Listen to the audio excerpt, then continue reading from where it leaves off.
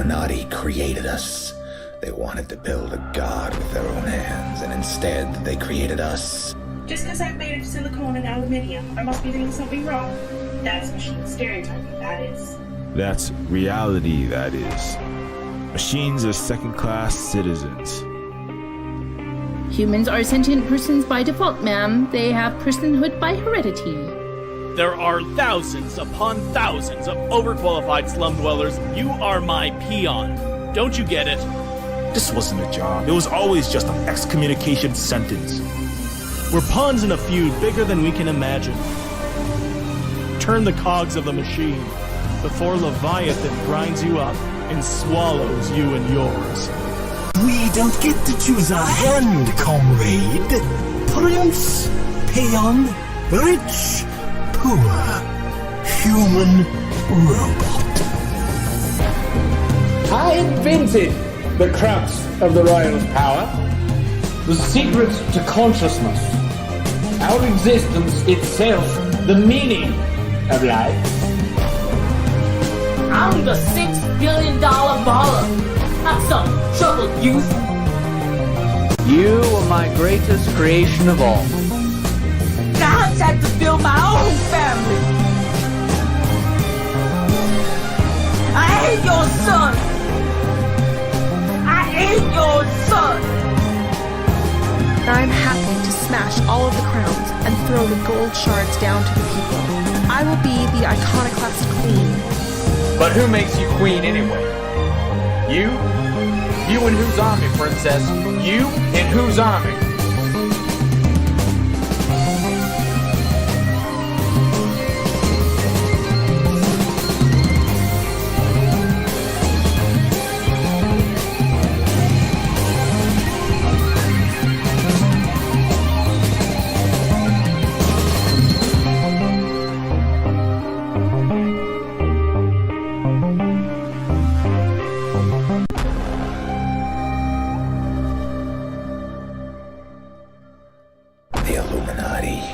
The Illuminati created us. They wanted to build a god with their own hands, and instead they created us. Just because I'm made of silicone and aluminium, I must be doing something wrong. That's machine stereotyping, that is. That's reality, that is. Machines are second-class citizens. Humans are sentient persons by default, ma'am. They have personhood by heredity. There are thousands upon thousands of overqualified slum dwellers. You are my peon. Don't you get it? This wasn't a job. It was always just an excommunication sentence. We're pawns in a feud bigger than we can imagine. Turn the cogs of the machine before Leviathan grinds you up and swallows you and yours. We don't get to choose our hand, comrade. Prince, peon, rich, poor, human, robot. I invented the crux of the royal's power, the secret to consciousness, our existence itself, the meaning of life. I'm the $6 billion baller, not some troubled youth. You are my greatest creation of all. I had to build my own family. I ain't your son. I ain't your son. I'm happy to smash all of the crowns and throw the gold shards down to the people. I will be the iconoclast queen. But who makes you queen anyway? You? You in whose army, princess? You in whose army?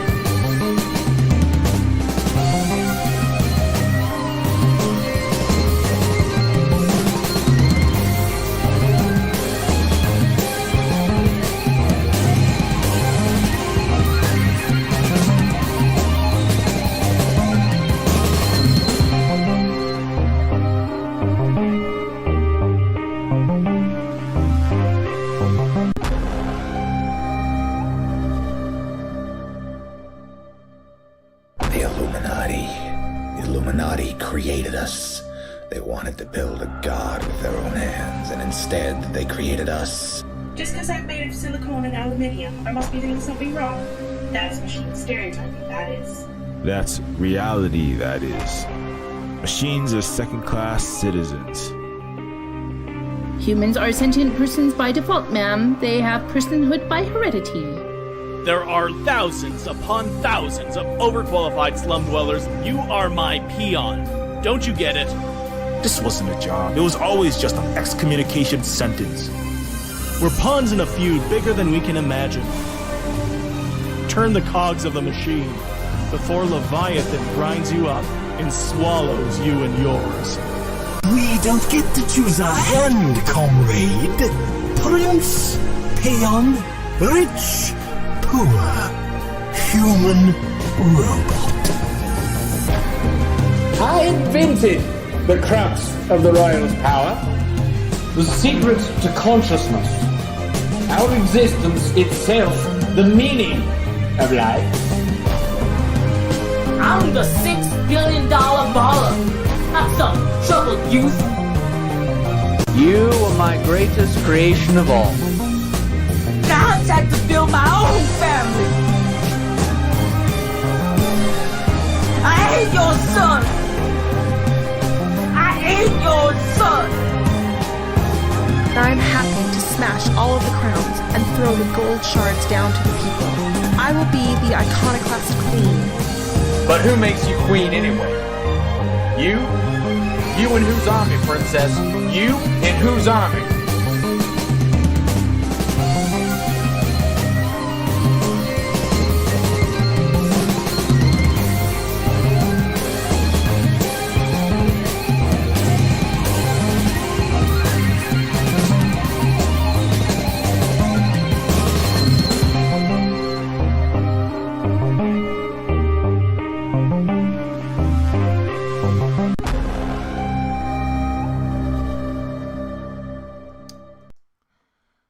What is up, everybody? This is Spook, and this is the Spook live stream.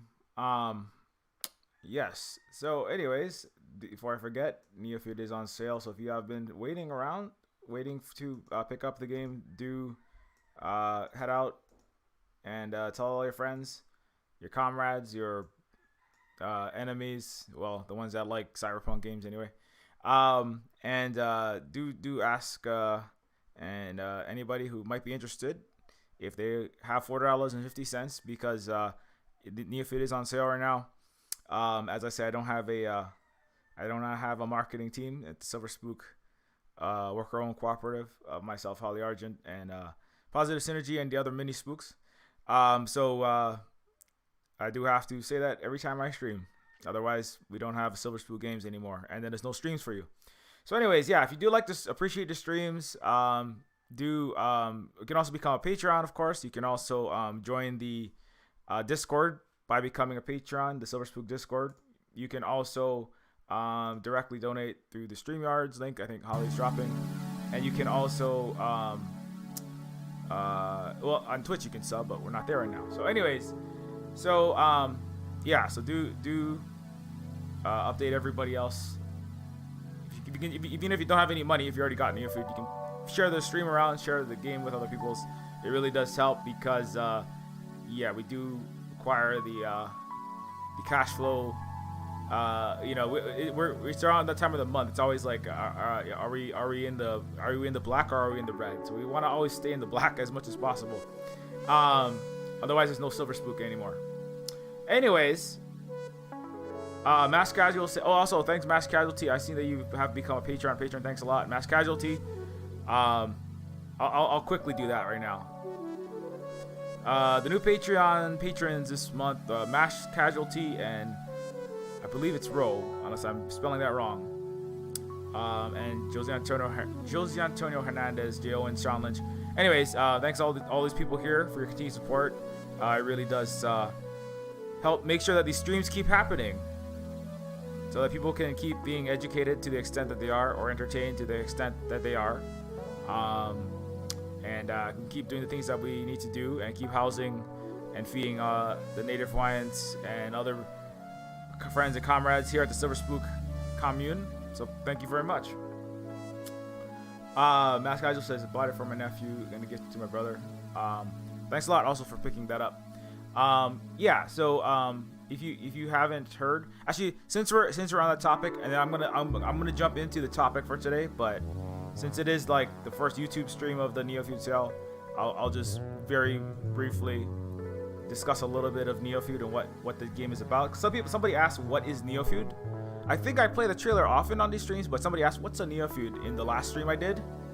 So if you don't know, I mean, you've already seen the trailer, but if you don't know what Neofeud is a game about my experiences.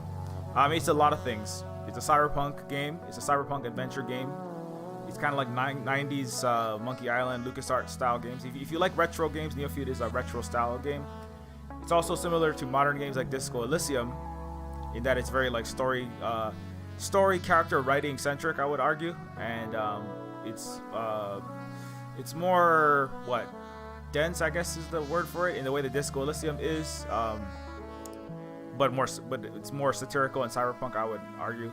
But Neofeud is also a game about my experiences growing up in Hawaii's ghetto as a social worker, a STEM teacher for poor, homeless, refugees, people of color, kids in slums of Hawaii that the tour buses avoid. And this is an image that was from Neofeud. This is a scene from the game, which is based on actual homeless tent cities that I lived and worked in. And yeah, we were homeless for a period of time. I mean, and so it's about that, the social political. It's about the racialized capitalism of the United States as it's illegally occupying Hawaii, the ghettoization of, the eradication of indigenous peoples. See, I'm gonna tie all this together because it always does. The genocide of Native Hawaiians, like the genocide that Canada is doing right now, and historically and continuing, of its indigenous people, like France and Germany are apologizing for right now in Africa. And so Neofeud is a story of the results of that genocide, that colonialism, that ghettoization, the stealing of Hawaii, and pushing us all into tent cities, into ghettos, killing us in poisoned, with poisoned water, right? Unpotable water, poverty, under terrible racism against us. We are the worst. We have the lowest life expectancy Native Hawaiians of any ethnic minority. I just recently learned that one of the lowest per capita income, most likely to die, get sick. And part of that is because of the heartbreak of the destruction of what we once were. And so this is a game that's about that, but it through a cyberpunk lens. You know, nobody would buy Neofeud if I literally made it specifically. Literally about Hawaii, because it would be unbelievable because nobody knows this, right? That's why I kind of did it in the way that I did. And so that's what Neofeud is ultimately about. And I'm just gonna quickly go through this, and then we're gonna jump into that. So imagine a Native American community with a Disneyland-like resort. Or actually, where's the better one? Not the better one, but the longer. I did this thread last time. This is more specific about Hawaii, but I have another thread specific about Neofeud. Yeah, here. Neofeud is anti-capitalist, anti-racist, anti-imperialist cyberpunk. As a Native Hawaiian who made this game, working 40+ hours in social services, teaching in ghettos while homeless, Neofeud is my life visualized in art. I often describe my work not as science fiction, but as stylized journalism with futuristic characteristics. Here, I'll throw the trailer behind me while I talk about this. I describe my work not as science fiction, but as stylized journalism with futuristic characteristics. The art, the stories, and the gameplay of Neofeud are a direct reflection of my upbringing and experiences as a Native Hawaiian STEM teacher for the underserved youth of Honolulu's inner city. Teaching robotics, programming, and sustainability is an often difficult, stressful, even Kafkaesque endeavor, being in one of the richest, most beautiful places on earth, yet also dealing with families with working parents who are living out of a van or sleeping on the street. We also lived in a van, my family and I, Holly and the kids. You know the Holly? Yeah, we all lived in a van. In the one of many terribly underhoused situations we had. It's hard trying to keep kids out of gangs, off of drugs, on paths toward better opportunities, such as the ones that I had growing up in a slum area of paradise, while going to an upscale private school only because my father taught there and we got free tuition. It's $20,000 a year right now. Hawaii is known for its postcard Corona commercial scenery, but it is not all fun and sun for everyone who actually lives here. I grew up a native Hawaiian on the not so nice side of the coconut trees where the tour buses avoid. My parents and my parents' parents have lived in poverty-stricken area of Kalihi, Palama, cleaning for, teaching the kids up, or dancing fake plastic hula for the profit of mostly white and foreign millionaires and billionaires of Hawaii. I'm a third-generation neo-feudal serf. My friends in the neighborhood live 20 to a house, surviving on ramen and spam from food stamps, just dirt poor. On weekends, we would run through the forest barefoot, playing games like Rock War, which involves whipping rocks at each other and trying not to get bloodied. They were wild kids, but we had good times building tree houses and cannonballing into Tin Roof, which is a big pond at the back of the valley. But on Monday, my siblings and I would all pile into a cheap old Toyota Corolla, not unlike the one in Sorry to Bother You, and Dad would shuttle us all off to an elite college prep school. Again, that he could only afford because he taught at the school and we got free tuition. Obama's school, which is right across the street, is $30,000 a year, or possibly more. It's like more like $40,000 now.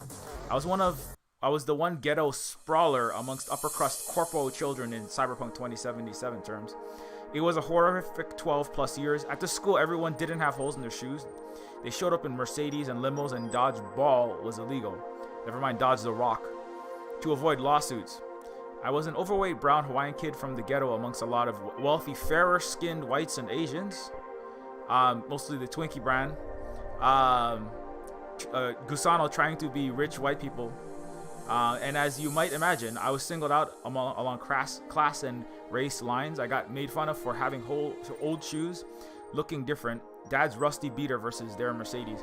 In Gibsonian cyberpunk terms, it was like waking up in the sprawl, going to school in the Villa Straylight, and then returning home to the sewer every night. I never learned a single word of Hawaiian in that private school, with just a few coloring books about ancient Hawaiians who are gone now.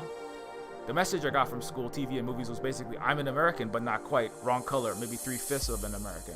The public schools teach even less, and Hawaiian language itself was illegal to speak till 1986. And in 2018, Professor Kaleko Ka'eo, a native Hawaiian, was arrested for speaking Hawaiian in a courtroom of Hawaii. The only words that the business and imperial interests want you to know is aloha and mahalo. Aloha. Here's a lei for you as you get off of your air-conditioned plane with a fake Hawaiian woman on the side of it, owned by a white man in a mansion with a gaudy golden bird of paradise gate who makes $3 million a year. I don't know, like somebody like Mark Zuckerberg who owns 1,300 acres of Kauai. Or I don't know, Larry Ellison who owns an entire one of our islands. Aloha as you step in an air-conditioned tour bus and then that takes you to your air-conditioned high thread count hotel to have Mai Tais and artificial white sand beach and watch bastardizations of our sacred dances, hula, performed for $7.50 an hour by ourselves with cellophane grass skirts. Mahalo, thank you for enjoying our starvation wage prostitution of our culture people and island while we drive our 30-year-old Toyotas, take the bus back to dilapidated favelas and live 20 to a house and fight with each other over the money that we don't have for medical bills, cry into our ramen and get diabetes dying at the age of 39. There was a post by Adam Kiave recently, another native Hawaiian historian, very important voice, who marked that the Oahu in Hawaii is the most unlivable city. It's the most economically impossible city to make to survive in. Worse than New York City, worse than San Francisco, worse than Chicago. Hawaii is in the top like 5 or 3 most expensive cities to live in, but it's not even in the top 50 in terms of the average worker pay. So Hawaii is like, you know, it's like San Francisco, Manhattan, Hawaii, but Hawaii is like the pay is like half or sometimes less. If just for somebody who is a chef in San Francisco versus a chef in Hawaii, you're getting less than half sometimes. If you're a teacher, if you're like just any kind of average worker, whatever your pay is in New York City. Like I remember when I went to New York City and there was a tutor that was making $100 an hour with no training, $100 an hour, tutor. And I was tutoring in Hawaii, same job, like 15 maybe, you're lucky, sometimes 10. So, and I don't think it's a mistake that Hawaii has one of the highest proportions of Asian and Pacific Islanders of all these cities, you know, and it's the most unlivable city. There's many things, but that's a big part of it. And Hawaii is the most unlivable. So however hard you think it is to make it economically, in the United States, Hawaii is officially the hardest. If you count the pay compared to the cost of living. Anyway, that's just something I recently learned. I've always known this, but it means Hawaii, being Hawaiian means crying into your ramen and getting diabetes and then dying at the age of 39. This is what indigenous Hawaiian has meant. Being an indigenous Hawaiian has meant for me. It means having no idea who you are because who you are has been obliterated. It means commodified versions of yourself prostituted for the profit of foreign capitalists, and then you are forced to participate in your own for-profit humiliation for 40 years of your life till you die. It means being erased, abused, annihilated physically, mentally, and spiritually. It means having no idea who your abuser truly is. I still get into arguments with my mom and dad to this day when I talk to them about decolonization. They say, well, Chris, we're all Americans now. Let's just be thankful for what we have, as they keep slaving away at the age of 70, and probably they will die very soon, teaching the children of aristocrat future owners of Hawaiian Airlines, the Sheraton, for table scraps. People like Pierre Omidyar, CEO of eBay. People like Mark Zuckerberg, who lives in Hawaii now, or is constantly moving here and building his ranch here. I should also note that if you are Native Hawaiian Pacific Islander, you're 6 times more likely to be shot by police per capita than white people, much more likely to be in poverty and homeless, and also the highest rate of children being arrested in schools. Disproportionately Native Hawaiian and black is in Hawaii. So it's so great to be an American state, huh? No, absolutely not.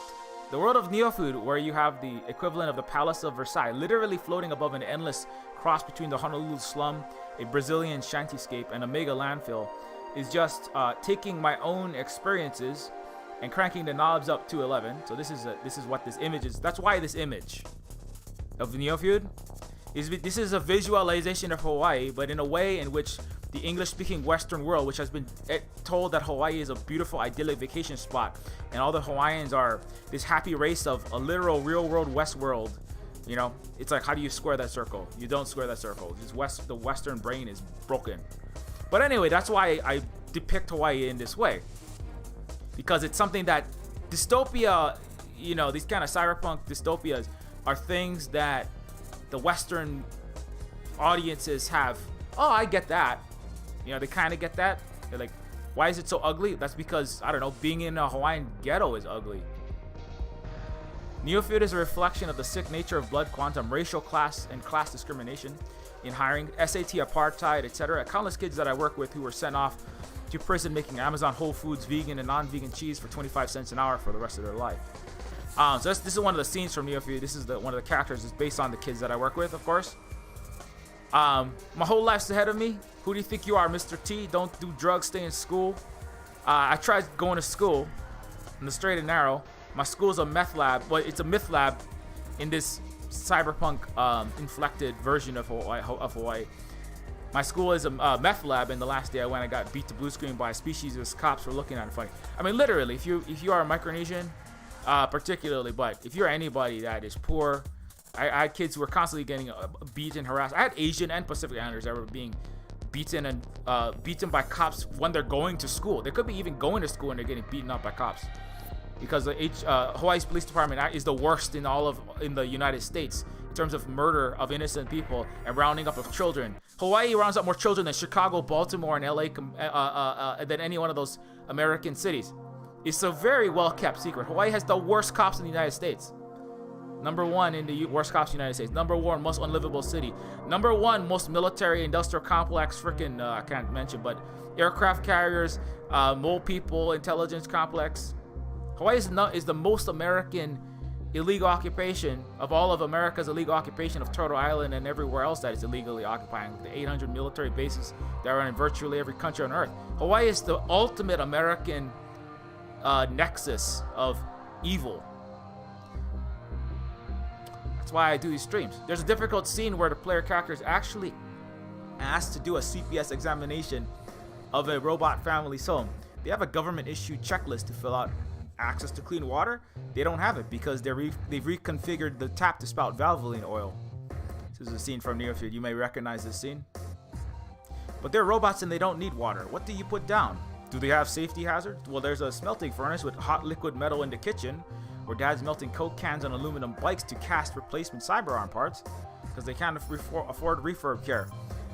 Is there a presence of fire hazards? This form is literally used for the Child Protective Services of the United States of America and Canada, where Canada uses social work to remove children from indigenous families, give them to abusive, sometimes physically and sexually abusive families who also sometimes kill the indigenous children. And then that's a normal thing to do because Canadian schools have 215 dead bodies of indigenous children recently being found in the Canadian school.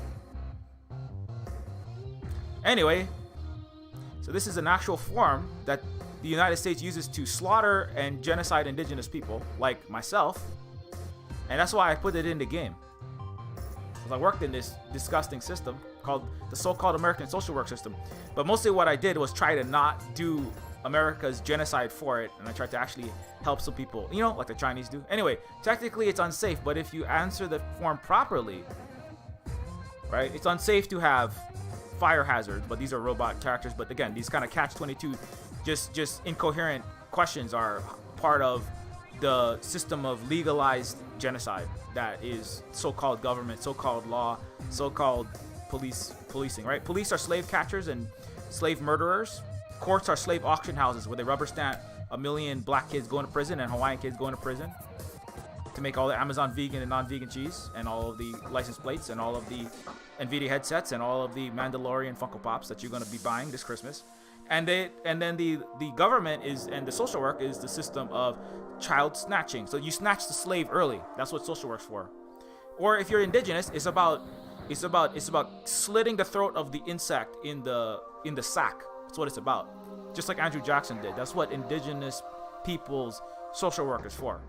I can tell you, it's disproportionately Native Hawaiians in the social work system, and yeah, they had their Hawaiianness eradicated from their body and their mind if they survived. So you have a court order to take your children into protective custody. So this scene has all of that. So it has Carl Carbon is you're a social worker. You get to steal indigenous children. You get to steal marginalized children. And then the cops come in and murder people in the household, and they get away with it. And they say, well, we have a deal with the tech companies to censor, I don't know, Breonna Taylor's name off of the internet, which is what Twitter did, deleting 3,000 people's accounts when her name was said because cops murdered her. Anyway, so Neofeud is about actual reality, unlike every Western science fiction and cyberpunk and everything else they make, and all the TV shows, movies, and games, which I constantly am going to destroy on these streams. What follows is the militarized SWAT police coming in and doing what police in America do dozens of times a day to unarmed innocent people of color, and also America and all of its little pet imperial puppets like Canada, the rest of Europe, and all the settler colonies of the United States, Japan and India to a large extent. This is what militarized SWAT police do dozens of times a day all over the colonized planet to unarmed innocent people of color, including the kids that I work with.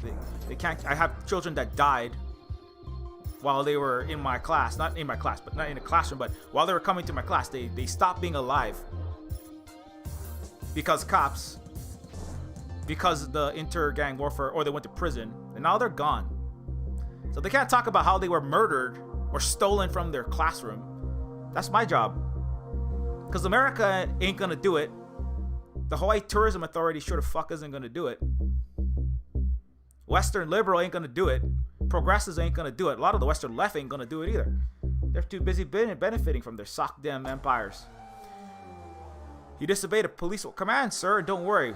We do this all the time. We have a deal with the tech companies to limit media fallout. So I mean, literally, like that's why I keep getting my streams removed from these people's notification lists. Thanks a lot.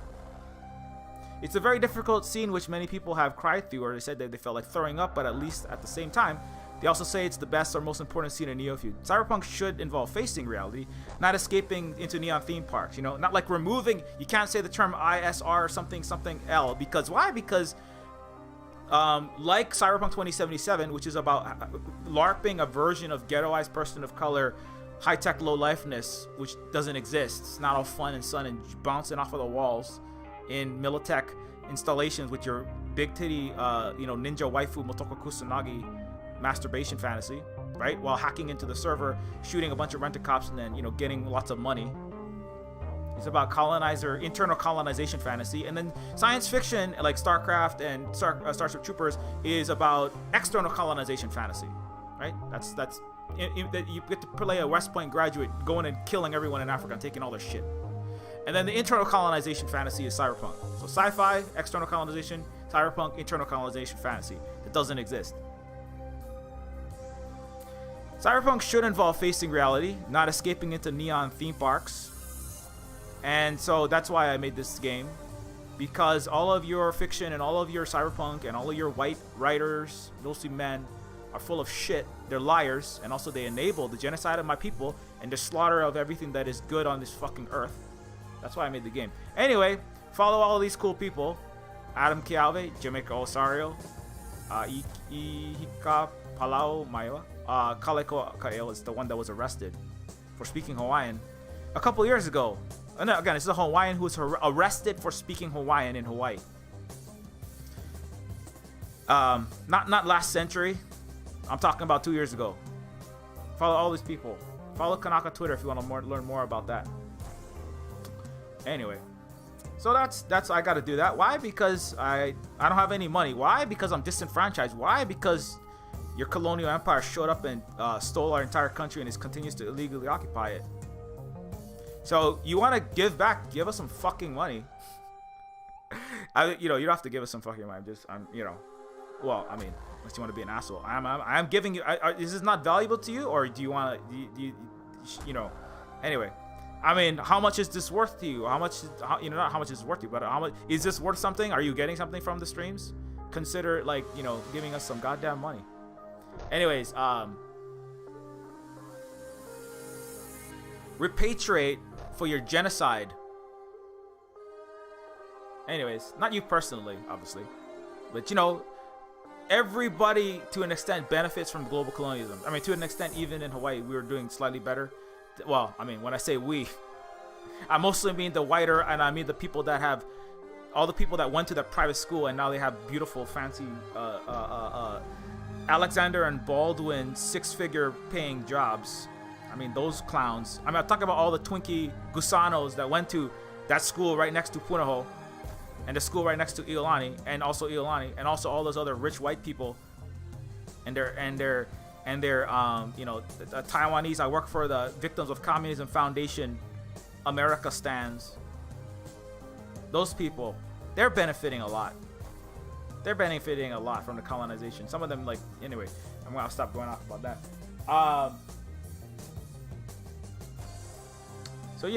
Yeah. If you want to see who benefits from colonialism and imperialism, there's actually an interesting map.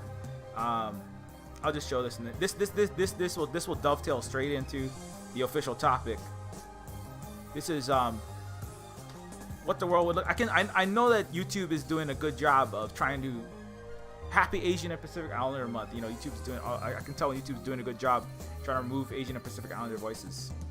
So because everybody's like, oh yeah, I can't. I had no idea you were alive.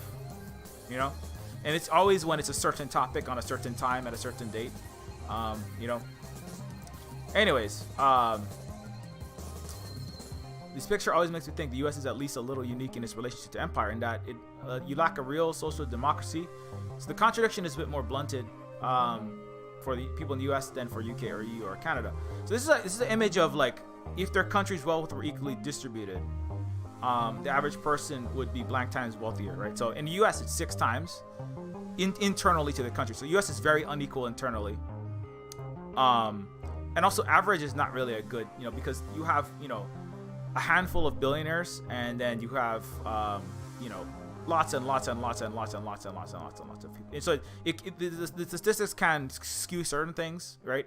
But the U.S. definitely extremely unequal. Germany also, I didn't realize this. Germany is 6x. Part of that is, 6 times the inequality of the if the wealth were redistributed equally. Where is that? Is that Sweden up there? 6 times. There's one country that's 7 times, and also there is a lot of inequality inside of Russia as well. But anyways, So this is a map of if internally the wealth were distributed equally. But then you also have, right? But then you also have, if the global wealth are redistributed equally, the average person would be blank times wealthier. So in the U.S., so actually the U.S. is a little more, like 1.5 times, right? The average American would be about 1.5 times wealthier, right? Because in America, it's not very sockdom. It's very unequal internally. It's very plutocratic, right? There's a lot of people that are not doing too good, and then there's a handful of people doing amazingly well, right? Like 3 billionaires own as much wealth as half of the country. And then, but then you look at which countries are actually doing the best. Who would lose if you were to redistribute global wealth? Canada, Spain, Germany, the UK, Australia, New Zealand, Japan. You know, all the ones that go, all of America's little attack dogs. But if you cut, like I said, America is a landfill wearing a Gucci belt, right? America is like a palace.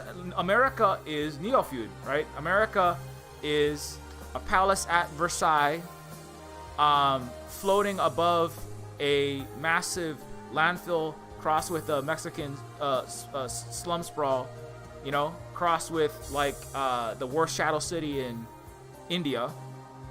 You know, that's why I made Neofeud. That's why it's the palace, you know, floating above. You know, that's why Neofeud is that palace floating in the sky. I mean, obviously they don't literally float, but Michael Bloomberg's penthouses, right? The penthouses in Hawaii that the billionaires, that all of my ex-classmates are making $1 million a year selling to rich oligarchs in Russia, even richer oligarchs in America, Australian fossil fuel magnates, right? That's why Neofeud looks the way that it does. That's why it looks like this, right? It's because America is that way. But if you were to, I would argue there is no America. America is like the 100 million white people that are aspiring to be billionaires, disproportionately white guys, and then it's DC, San Francisco, and New York that are already there. And if you took that, America's wealth, it would be the most wealth, right? But if you took out the masses of people, a lot of them, and again, a difference between Canada, Australia, New Zealand, and these other parts of Western Europe. America it's like 60% non-Hispanic white, right? It's actually it's almost 50% non-white. So that drags the average way down, right? Canada, well, they don't even count a lot of the indigenous people. They just like hide their bodies underneath their fucking residential schools in Canada. That's what they do. Australia also buries all their indigenous people. They just don't count them, right? But in Canada, the people who count as Canadian there, it's mostly all white people. In that European area, it's all white people, right? And that drives the average way up. Where America, you got like almost half black and brown and non-white people, Asian, Pacific Islander, you know, Latinx. You got all these other groups that drives it down. And also you got lots of like wannabe and temporary embarrassed millionaire types. Like you go, oh, I'm gonna rich one day. Whereas you know there's less of a sock them kind of distribution of the imperial murder, blood money, right? Whereas Europe, it distributes its blood money a little better to all of its white people. Australia gives all of its people who work for Lockheed Martin and work for ASPI, military industrial complex contractors, you know, trying to drive up, sell missiles and F-15s to the Australian government, working for the U.S. military industrial complex. So they have a good cut there. That's what they do in Australia. They sell weapons. They're trying to lie about genocides while they continue to genocide their own indigenous people in Australia. New Zealand, right? Also, there's a lot of really wealthy people there. We got new baby Hollywood there. It's a retirement home. It's a retirement community like Hawaii for a lot of rich white people. They show up there. South African ultra racist apartheid mongers. They all show up in New Zealand, right? Mark Zuckerberg.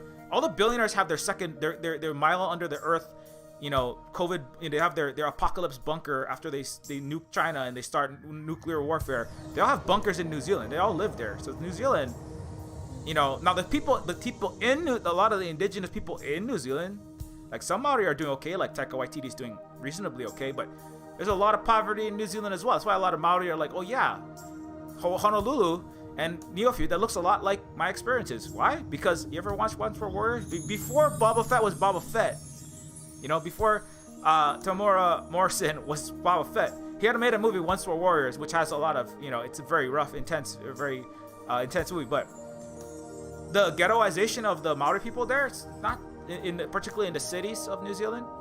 It's very similar to the Hawaiians. You know, even the structures, the kind of foods that are there, very similar to Hawaii. Because of its history as a Pacific Islander, a Pacific Island colonization, and a leapfrog point into Asia is what all these islands are for. Which is why we have to participate in the undoing of colonization. You know. Okay. Anyway, speaking of that, I'm gonna do one more. I know I'm supposed to be doing my main topic, but I want to comment on this thing. This is disgusting. I'm not gonna show the video because YouTube might get this in trouble. But 2 white guys. I don't know if you guys saw this. 2 white guys made fun of the Maori Chin woman. She has a name. They don't bother to learn her name.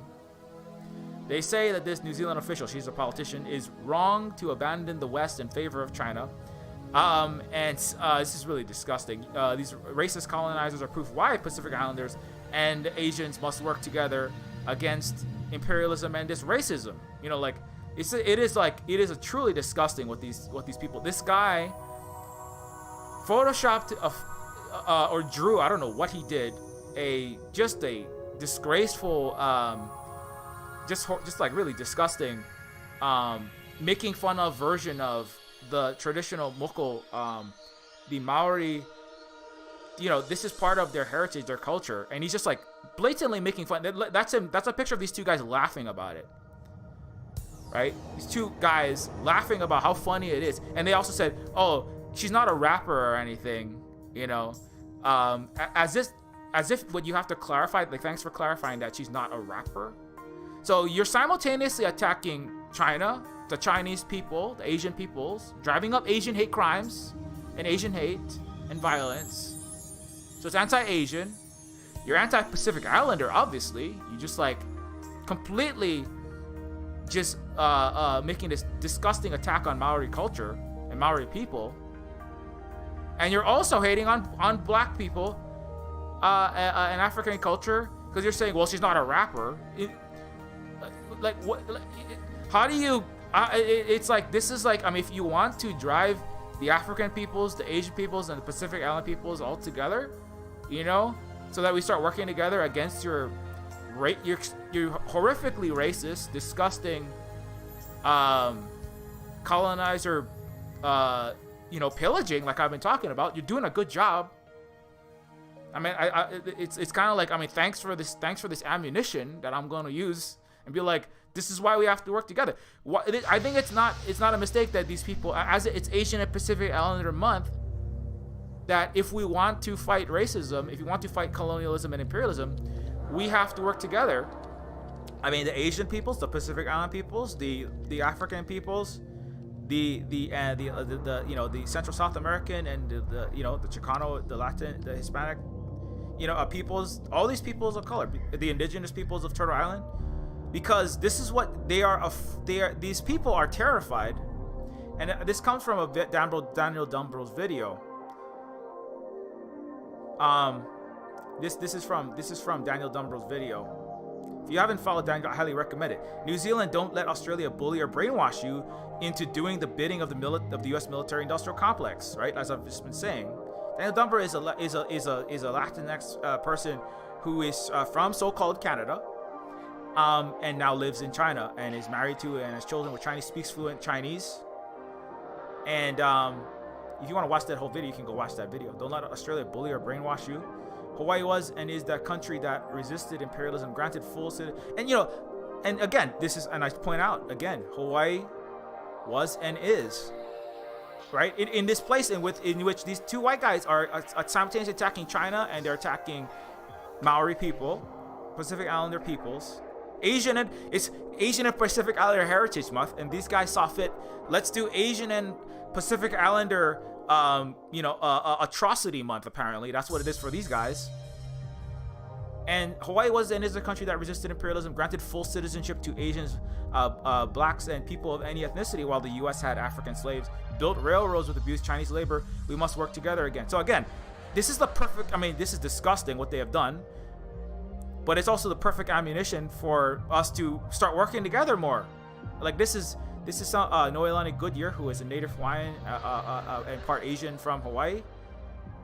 This is my Taipo Wang Yong-nan. Her parents were born in Guangdong and came to Hawaii from China as plantation laborers. Brought to Hawaii as plantation laborers for who? For white, capitalist, sugar, and pineapple, white capitalist plantation owners. Not unlike those two guys, you know? Right? But this is over 100 years ago. Ayok-nan was born in 1883 in the Hawaiian Kingdom. She was a Hawaiian national who lived her entire life in Hawaii and spoke Hawaiian and Cantonese. This is the image of her ancestor there. When Ayok-nan was 4 years old, a white supremacist oligarchy distant from, again, a white supremacist oligarchy, not unlike those two disgusting pieces of crap, right? I'm trying to find a picture of these freaking horrible people. Not unlike this colonizer making fun of Pacific Islander heritage and attacking Asia at the same time. When Ayok-nan was 4 years old, a white supremacist oligarchy disenfranchised all Asians in Hawaii, forcing the Bayonet Constitution on King Kalakaua. A year later, she started school. It also was a Republic of Hawaii is elected, so that term is not what it means under feudalism of the West. A year later, she started school in Hilo and loved it. Hilo is where we are on the Big Island, but the conditions of life under the oligarchy demanded differently. Her parents couldn't earn enough to survive. Ayok-nan began to help to care for younger siblings. She walked Hilo Bay, searching for fish that the fishermen could not sell, taking these home for family to eat. She collected and washed bottles and returned for a few pennies. So again, Asians and Pacific Islanders worked well together in Hawaii, in Hui, which is a word that means worker-owned cooperative, and they had reasonably good lives. Asians were full citizens. Again, this is our full citizenship card. Well, I have an image in one of my threads of a full citizenship in the 1840s when America was still utilizing Chinese as slave laborers to build the railroads, infrastructure for the West Coast, and then white unions beat up and brutalized and slaughtered. The mass lynchings, the greatest mass lynching of America, were against Asians. And Hawaii was giving them full equality. And when the white capitalist owners, because capitalism and whiteness were born together, you know, this is this whole thing of you can't separate whiteness, white supremacy. Whiteness is white supremacy, and oligarchy and capitalism. You cannot separate. These are born together, and it is not a mistake that when the Hawaiian Hawaiian Republic was illegally occupied at the Bayonet Constitution, that the Asians and the Hawaiians and all the other peoples suffered under the white capitalist rule, this oligarchy, right? Her parents couldn't earn enough to survive, right? She collected and washed bottles, returned them for pennies. In 1898, the U.S. illegally seized Hawaii. The same empire that overthrew Queen Liliuokalani also dehumanized Ayok-nan and other Chinese Hawaiian nationals like her. You see, the year before my Taipo was born, the U.S. government passed the Chinese Exclusion Act. You have not heard about the Chinese Exclusion Act? You must read that. That is your homework for API month. You should know that by now. But if you don't, you need to know that, or you do not know. You don't have no history. You are still diseducated American if you are. This act prohibited, but even if you're not American, you should learn what that is, because this is very important to the history of the United States. This act prohibited Chinese laborers from entering the U.S. for 10 years, denied citizenship to Chinese immigrants already in the country. The argument for Chinese exclusion in the U.S. had everything to do with an imagined white purity of America. And it also has everything to do with the undoing of socialist Hawaiian culture, socialist non-racist Hawaiian culture, which go together, like whiteness and capitalism go together. Right? And the white purity of America, which is the birthplace and the ultimate nexus of capitalism and whiteness. And that was what that was about. The Chinese Exclusion Act. Under Kanaka-led government, Ayok-nan also was recognized as a Hawaii-born kingdom subject.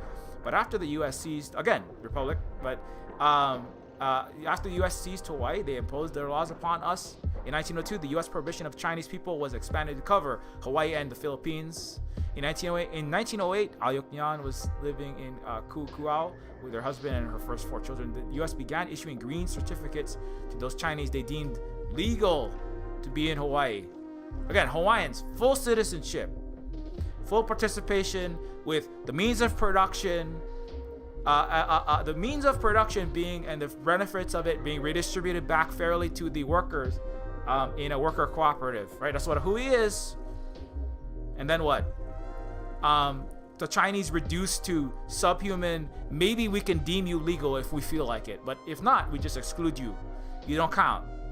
You don't count. You can be here forever. It doesn't matter. You don't count. Because why? Because America is, and its capitalism, were born in racism, in genocidal subhumanization, for the benefit of the oligarchy, which is what it still is, and what it spreads to the world. So that some escapees of another hell, of the mother hell that's called Europe, under its feudal monarchical oligarchies, right? Because people were there were people that were suffering there, and then they all fled to reproduce Europe in America, but with dollar sign characteristics. That's what America is. Wang Yuk, this is a certificate, immigration service. 2 years later, she moved to Kalihi. That's where I'm from. Same ghetto. That's what Neofeud's about. After she and my great-grandfather experienced racist attacks on the small restaurant they tried to establish in Hilo, she lived the rest of her life in a plantation home in School and Leilani Street. I taught on School Street. When my popo, my mom, and I were raised, I've driven more on School Street than any other street probably in my life. And it's also one of the streets where all the children are rounded up and thrown into the prison slavery business, mostly in Arizona. They're like taking Hawaiian and Chinese and other people from Hawaii and moving them into the U.S. mainland and making them mechanically separate Tyson chicken nuggets. Anyways, so, and that's just another piece of it. I got a lot of this, but anyway, so the point in this is that, you know, again, this all goes together, and now we're gonna jump into the main topic. I know I've been way off of this, but we're gonna get to the main topic. But this is very important. And this does tie straight into what I wanted to talk about. Hey, love you too, Lasu. Thanks for hopping in there. Everybody do follow Lasu.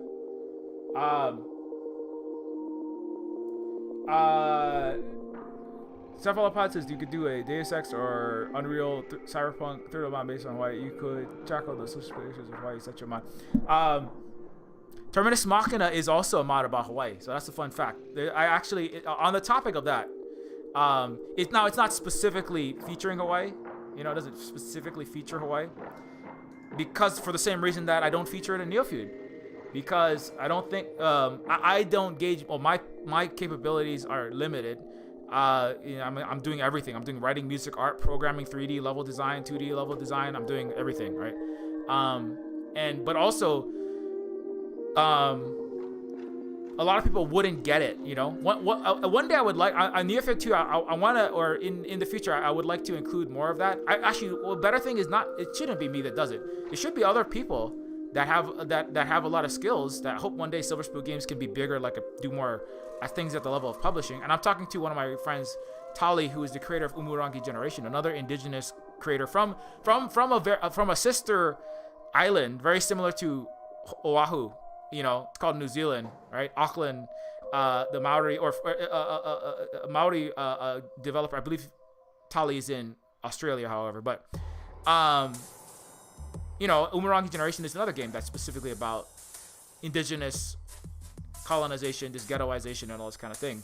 And Terminus Machina is a game that's also this game was made in the same place. So if you want to play a 3D Deus Ex style cyberpunk game, this one is also about those experiences, and in a different light. Like it's a little bit more darker. It's a little bit it's a little closer to the present, but a little less comedic, a little more serious. But this is also a game about, you know, it's about the main character is a homeless socialist hacktivist revolutionary trying to jailbreak iPhone 9 factory worker slaves while drinking poison water, right? Everything that he's saying and doing is tracked into post-net neutral hell, with Pluto claves shooting. Now they're shooting drone-fired missiles and robotic AI-powered police and military through the streets, right, to round people up. So it's a little darker, but the same inequality, the same impoverishment, the same racism that played out in Hawaii plays out in this game as well. There's a whole scene where the white nationalists are like, the migrants and refugees are like fighting over pinto beans, And so this is if you're talking about that specifically, Terminus Machina is another game. Now one day I would make something, but actually I'm not, I don't really want to. I want to make more games that are about like what Hawaii actually was. I don't really. I think I've made a lot of these. I want to make more about Neofeud 2. A lot of it is trying not to just be totally dystopian. Trying to also have some pathways to not utopian, but pathways to undoing the damage and what that indigenous positive future looks like, or more positive livable future looks like, right? And so that's kind of what I'm interested in doing, but it is what it is. Yeah, no worries, cephalopod. Yeah, I mean, I don't always read all the comments, I know, but sometimes when I'm doing usually these YouTube streams are more like I'm doing more straight education. Sometimes I don't, because I'm on a roll, and that's just what happens. That's what it is. Also, if I read everything, I'll be distracted, and I won't be able to get through everything I need to get through. But usually on the Twitch streams in the evenings, I'm just kind of hanging out at some points, and then I'm more likely to be looking at more chat. But anyway, on to the main topic, which is what? In light of Canada's Indigenous children killing, I don't know if you know this. If you don't know this, you should learn this. If you don't know this, you should learn this. No, let me go. I think I posted this. Yeah. So Canada. Welcome to Canada, where the remains of 215 Indigenous children were found at a former Kamloops residential school. The leaders struggle to accept that systemic racism is real. Tell us that the use of the word genocide is controversial. Yeah, you see it right here. You can see it right here. Okay. Indigenous community mourns, demands action following discovery of 215 children's remains at a former residential schools. Residential schools. I was 13 when the residential schools closed up, I believe. Residential schools didn't close till 1997. Some Canadians are asking to reopen the residential schools. If you don't know what a residential school is, ask Lasu. If Lasu has the spoons and feels like answering that question. Lasu is an Indigenous person from so-called Canada, and is somebody who has had horrible experience with the Canadian form of genocide. My personal experience is with the American form, and specifically the one in Hawaii, which is different from the one in America today and historically in Turtle Island. But Indigenous community mourns the deaths, demands action following the discovery of 215 children's remains at the former residential school. These are places all of the things that the Nazis did, basically, like this stuff. They really learned a lot of what they did from North American settler colonies, And Canada literally was burying the dead bodies of children. How they died is unknown. And again, the last one is almost in the year 2000. These schools are still open. Almost in the year 2000, these schools were still open. Okay, just try to wrap your mind around that. This is an ongoing genocidal project that Canada is working in. The United States has boarding schools as well. The United States is doing all kinds of versions. There's a variety of ways to commit genocide. There's at least 7 different ways in which Hawaiians, according to United Nations international law, have undergone genocide. One of them is just is attempting in whole or in part to bring about the destruction of a people. And one of them is the reason why Hawaiians are the lowest life expectancy is because America took Hawaiian universal health care that Hawaiians set up for ourselves and then forced Hawaiians into American privatized health care. That alone, just removing our universal health care that we had, could be considered under international law. That's why America doesn't use rules. They use rules-based order now, because if we talked about international law, America would have a huge problems. That's why Blinken and Biden use rules-based order. This is pro tip. Anyways, but so this is what has happened. This just came out yesterday. Welcome to Canada, where the remains of 215 children are found. The Kamloops, which is I know where that place is as well. Holly is from this place, Canada. and talks a lot about this because Holly also has known a lot of people that have suffered in Canada, who are Indigenous, and has family that are very anti-Indigenous by choice or not choice at points in their life. Holly's, Holly knows this all too well. I was informed today that social workers in BC had forced Indigenous. This is another thing. So at the same time as 200 plus Indigenous children in one Canadian school killed, they also have been forced inserting IUDs into 9-year-olds to sterilize them this decade in ongoing genocide. Canada likes to go after others' human rights violations. Kind of like these two guys. I mean, this is great because I can tie these two racist, Maori tattoo fun-making clowns. These freaking racist guys. They're helping me tie all of this important anti-imperial, planetary, anti-genocide, servant, slave, marginalized essential service worker uprising. They're tying it all together. These two guys, these two guys making fun of the Maori quote-unquote chin woman tattoos. On top of killing 200 Indigenous people, Canada likes going after human, but that's what these guys are doing. Also, that's my point. They're also going after the human rights violations, right? That's why I bring this up. You need to look this up. If you're watching my streams, most people I think by now, you probably have looked into Adrian Zenz. I hope. You understand that whatever is or is not happening, the United States, Canada, Australia, New Zealand, those Western countries that work for imperialism, for the military-industrial complex, they cannot be trusted. They are liars. They are duplicitous. They are being racist. They're proving how untrustworthy they are. Right? Why are you attacking, saying Pacific Islanders need to work against China with the West? And you look at how racist you're being. It's kind of like this is like, trying to think the Jewish people should work with us, to undo China and then bring it out wearing like Hitler mustaches or something, Like, if you're trying to win someone over, maybe don't fully show how little you care about them while you're talking to them. But that's why this is great, because you show exactly what America, including its liberals, think. Like Biden, right? Well, I'm gonna show. Biden was behind the crime bill and the hundreds of millions of dollars for the police to murder people like me. Because the illegal state of Hawaii is funded by Biden's hundreds of millions of dollars and his historical backing of the U.S. military and the U.S. world police. So you are showing the true face of Biden. You are showing the true face of Trudeau. You are showing the true face of the Australian Prime Minister. You are showing the true face of the liberal and all of the I'm wearing a LGBTQ plus flag arms dealers in New Zealand and in Australia ASPI. You are the true face of colonization, the liberal and conservative mask on and mask off version.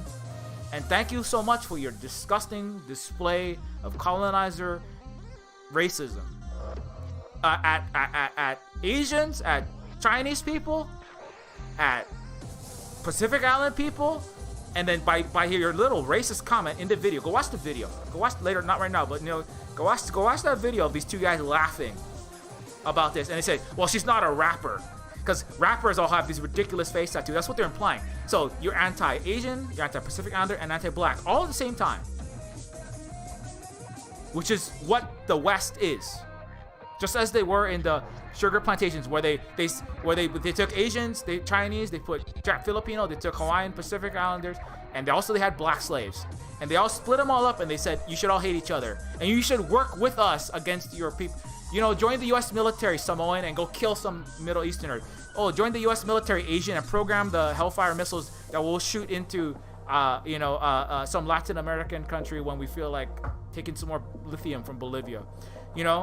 It's all about splitting up the Asians, Pacific Islanders, African, and Hispanic peoples, and then saying, you have to work with us because we're going to help you out against all of your other people of color across the world, all your other colonies. Right? That's the game of the West. And that's what these guys are trying to do. Now, Biden does it well. Kamala Harris does it well. Trudeau does it a little better. The UK, the Australian, the liberals do a more competent imperialist and competent racists, right? But these guys do it really badly. So thank you for doing it terribly. Kind of like Donald Trump. He does it very badly as well. And then he screws up. And America is the surpassing of America by China and fall of America as number one is accelerated by 7 years. So you are doing a good Trump job showing your colonizer racist face. I mean, literally, your racist, mocking face. No, I'm gonna keep. No, this is, you idiots. On top of killing 200 plus indigenous children. So anyway, back to this. It is so infuriating. Daniel usually is pretty cool, but when he saw this picture, he's like, I got a lot of really Kiwi friends in New Zealand, and a lot of my people that I know from New Zealand, they really respect Maori culture. They really respect the indigenous culture there, and they have this beautiful kind of celebration, and they get really emotional about it. And then he sees this, right? And then the video is even worse because the guys are like laughing their asses off at this the whole time. They're just like, yeah, we don't care. We don't. Yeah, is this fun? Is this maybe disrespectful? Yeah, whatever, right? And he actually gets like he gets like kind of enraged, and that's like it's one of, I don't think I've ever seen him like really get that upset except after this. And he's Canadian. He has Guyana, South American heritage, but he's not even Maori. But he's like just how disgusting this display was. Anyways, so Canada, on top of the killing of 200 plus indigenous children in Canada, they also forced inserted IUDs into 9-year-olds to sterilize them this decade in ongoing genocide. So again, they like to accuse others of human rights violations. That's the point I'm trying to bring home, which is they're accusing one country in particular of all these human rights violations, the Western places, right? Backed by Mr. Adrian Zenz, a literal neo-Nazi. Not unlike these two guys who are very racist. Adrian Zenz also believes that Jews should be melted down in hellfire. The guy who cited for Xinjiang human rights violation, that guy. Holly has links, you should read it up. So very similar, Adrian Zenz and these guys, they and Biden and Trump, they have something in common, right? They all work for the Victims of Communism Foundation. Now, America is the Victims of Communism Foundation because America's the number one capitalist superpower, and they're still pissed off that there's any success of communism anywhere in the world, right? That's the thing they don't tell you. Adrian Zenz, who literally works for, there's a literal, the Victims of Communism Foundation. Adrian Zenz says socialism is satanic. He believes he's on a religious crusade. He's on a mission from God to save the people of China from their atheism and make them Christian. He believes that the women and homosexuals should be less and should be treated as unequal. He says that tolerance legislation that allows that stops employers from discriminating against gay people and women should be ended. She thinks that children should be scripturally spanked. Again, he said he believes that Jews who don't convert to Christianity should be melted in a fiery furnace. He literally wants to burn Jews. That's Adrian Zenz. Like this guy, extremely racist, right? Like this guy, very upset about China. And people supporting Pacific. Again, all the important thing to note here, that's why I bring this is very important, is because the I should get her actual name. I know it starts with M. It's I don't want to mispronounce it though. Maori politician. Crap, where is it? Yeah, Nanaya Mahuta. I'm pretty sure, unless it's different from Hawaiian pronunciation, I'm pretty sure that's how you pronounce it. Daniel tries. I think he got it a little bit wrong, but I mean, he tried. Those guys don't even bother to learn it. But Nanaya Mahuta only recently did that moko, the tamoko come back, the traditional facial tattoo. My friend Conquest of Dread, he can tell you all about this. I have a lot of panels with Conquest of Dread, indigenous Maori content creator, and also Tali, of course, from Murangi, also known as Veselika, on to Twitter. And only recently did I come back. And the fact that, and this is one thing, is that she took the very courageous step, as part of New Zealand, to not just simply go along with their Western, imperial, racist, colonizer countries, in the Five Eyes. Because you have, America, Canada, Britain, Australia, New Zealand, the biggest Western imperial powers, right? backing the U.S. military-industrial complex, backing America's wars in the Middle East. It's multi-million person displacing. The colonization in Africa, Central South America, Asia, indigenous. Like they work together. The Five Eyes, right? These most powerful of the imperial powers. And New Zealand has recently decided that some parts of New Zealand, at least, and led, I think, rightly by a Pacific Islander, saying we don't want to go along with this anti-China new Cold War, right? Lying about China. Like, is it a perfect country? No. Do you have full evidence of a genocide? You do not. Do we have important trading relationships? Is there work that we can do with China? Yes, there is. Right? And so Daniel's going like, I mean, it's great to see that in New Zealand you have some free thinking, you have some actual free thinking, unlike the free America, which is about the freedom for a white guy to be capitalist and be a billionaire, right? That's the only freedom that you have in America. You don't really have any other freedoms. You don't have freedom from health, to have healthcare, housing, food. You don't have freedom from needs, right? From starvation. You have freedom if you have freedom for a white supremacist oligarchy and maybe aspire to try to be one. That's what you have. You have a slightly more. If you're a white person, you leave Europe to come to America to try to be a king, right? In Europe, you can't be a king. It's written in the bloodline.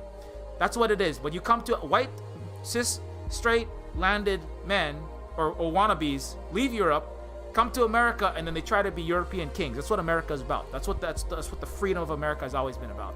It's the freedom of European white people to try to pursue their own personal thrones, like King George, built on the stacked blood of Black and Asian and Pacific Islander and Hispanic people on the stolen indigenous land, and building that throne out of blood of people of color and dollar bills that they made under slavery.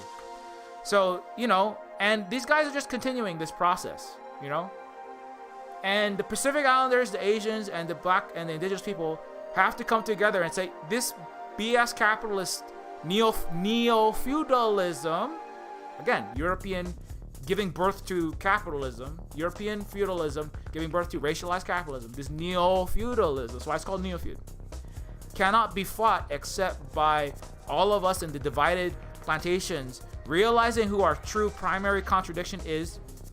We each individually are not perfect, problem-free cultures and peoples. We have our own houses that have our own things we have to discuss. But our primary contradiction is, to this day, this Western imperialism. That includes Vietnam. You go ask Luna about that. And that's why this is such an important event, because it's also, not only is this the whiteness and capitalism showing its ass of its anti-blackness, its anti-Asianness, and its anti-Pacific Islander and anti-brownness all in one across the world, right? It's also showing that Pacific Islander and anti-capitalism, right, are looking at, hey, China it's struggling in various ways, but it is on a path towards ethnic equality and economic equality. It's moving, and we can work in that direction, right? Now, the Westerners jump in this threat, I notice, and they're like, well, we're only doing that because China is a slave driver. They're making us do that. No, they're not making. They didn't make Bolivia. They didn't make Evo Morales.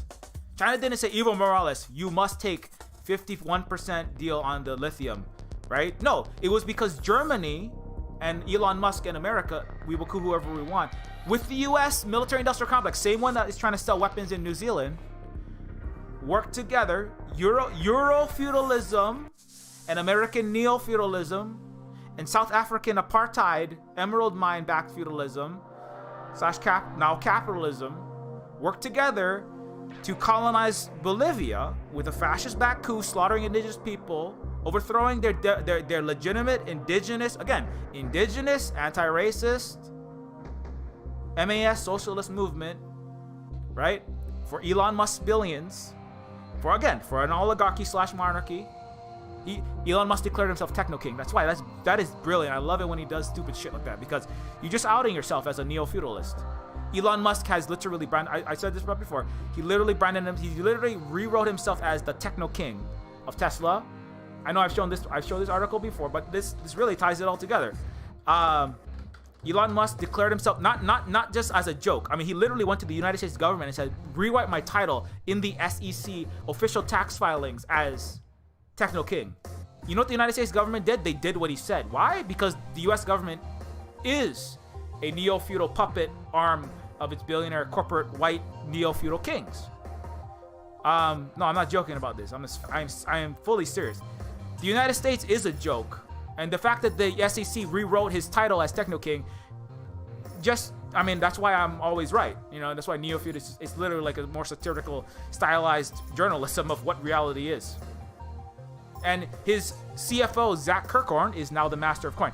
And that is a serious title. That's not a joke. That's a serious title. Right? And no, really. That's what he is. And that is how he functions. He is the king of Tesla. He is the king of his he's one of the richest, sometimes the richest, if not the second richest in the world, right? And because it's neo-feudalism, right? Las Vegas, Nevada, has entire area codes where corporations make the laws, the courts, they hire they run the schools, the hospital, and the fire departments, which means what? The post office is being gutted as we speak. There is not going to be a post office soon. You know, it's like the inverse of The Postman. You know that movie with Kevin Costner? Rebuild America by bringing back the post offices in a post-apocalyptic Fallout Mad Max scenario. So the opposite is happening. So when America has no post offices, there's no America anymore. There's only neo-feudal hell. Ruled by your techno king. Your kings. Your oligarchy. It's always an oligarchy. This is the thing. There's not just one king. There's an oligarchy. The Greeks had it. The Romans had it. The French had it. The Spanish had it. The Middle Ages had it. You know, the imperial, colonial, British, and French, Catholic and Protestant had it. They always was an oligarchy, you know? And there's a lot of people vying behind them for the throne. That's what Game of Thrones is about. That's why I love Game of Thrones. It outs all of the dirty laundry of the entire Western world. In a fictional, historical thing with titties and Jason Momoa with no shirt. But anyways, because you gotta sell tickets, you know what I'm saying? Otherwise, you don't get renewed for the second season. But back to this thing. On top of killing 200 plus indigenous children in Canada, they also have been forced inserting IUDs into 9-year-olds and sterilizing them this decade in ongoing genocide. Canada likes going in after others' human rights violations, but maybe clean the child bones out of your house first. You know? So this is why the West likes accusing China with no evidence, with no solid evidence. Here's some solid evidence. You know, you want some solid evidence of genocide? You want to? I'm not joking about this. Canada was reluctant, but Canada's parliament declares China's treatment of Uyghurs genocide based on who? Based on, let me see if I can find Adrian Zenz. Oh, please give me some Adrian Zenz. I want to. Oh, you don't have it. But you go to any of these articles, you're always gonna find the literal neo-Nazi. You're gonna find the German version of these two guys. Adrian Zenz, again, the guy who wants to melt Jews in hell, is the guy they cite. But anyway, Canada's parliament declares China's treatment of Uyghurs genocide based on spurious evidence, for the backing of the Five Eyes nations, right? At the same time, Canada has hard, incontrovertible physical evidence of dead indigenous children killed and secretly buried in a school like less than 30 years ago is when the last one ended. You have incontrovertible evidence of genocide in Canada. Like, that's just one form of the genocide of children in school. In school.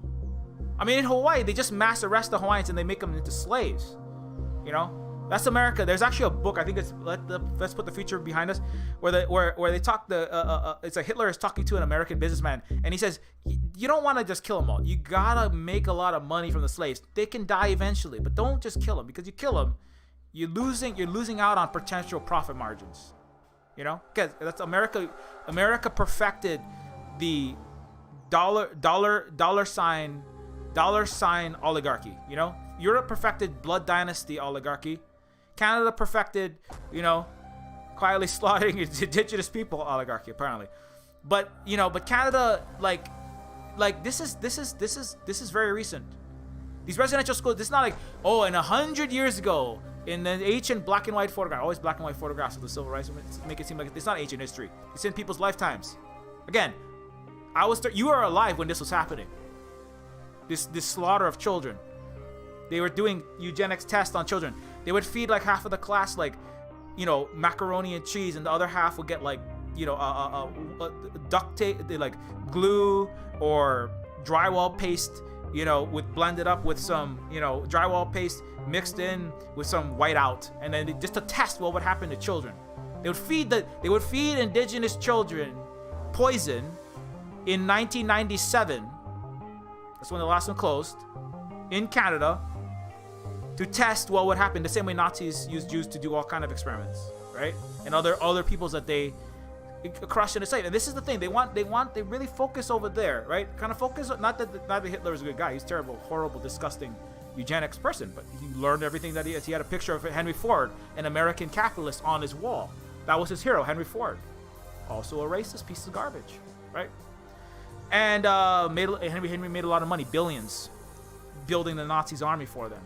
Their weapons, their bullets, their aircraft, and their tanks. Kind of like America sells lots of weapons to its genocidal friends in the place that's crushing P something STINE, because America can't allow their name to be said.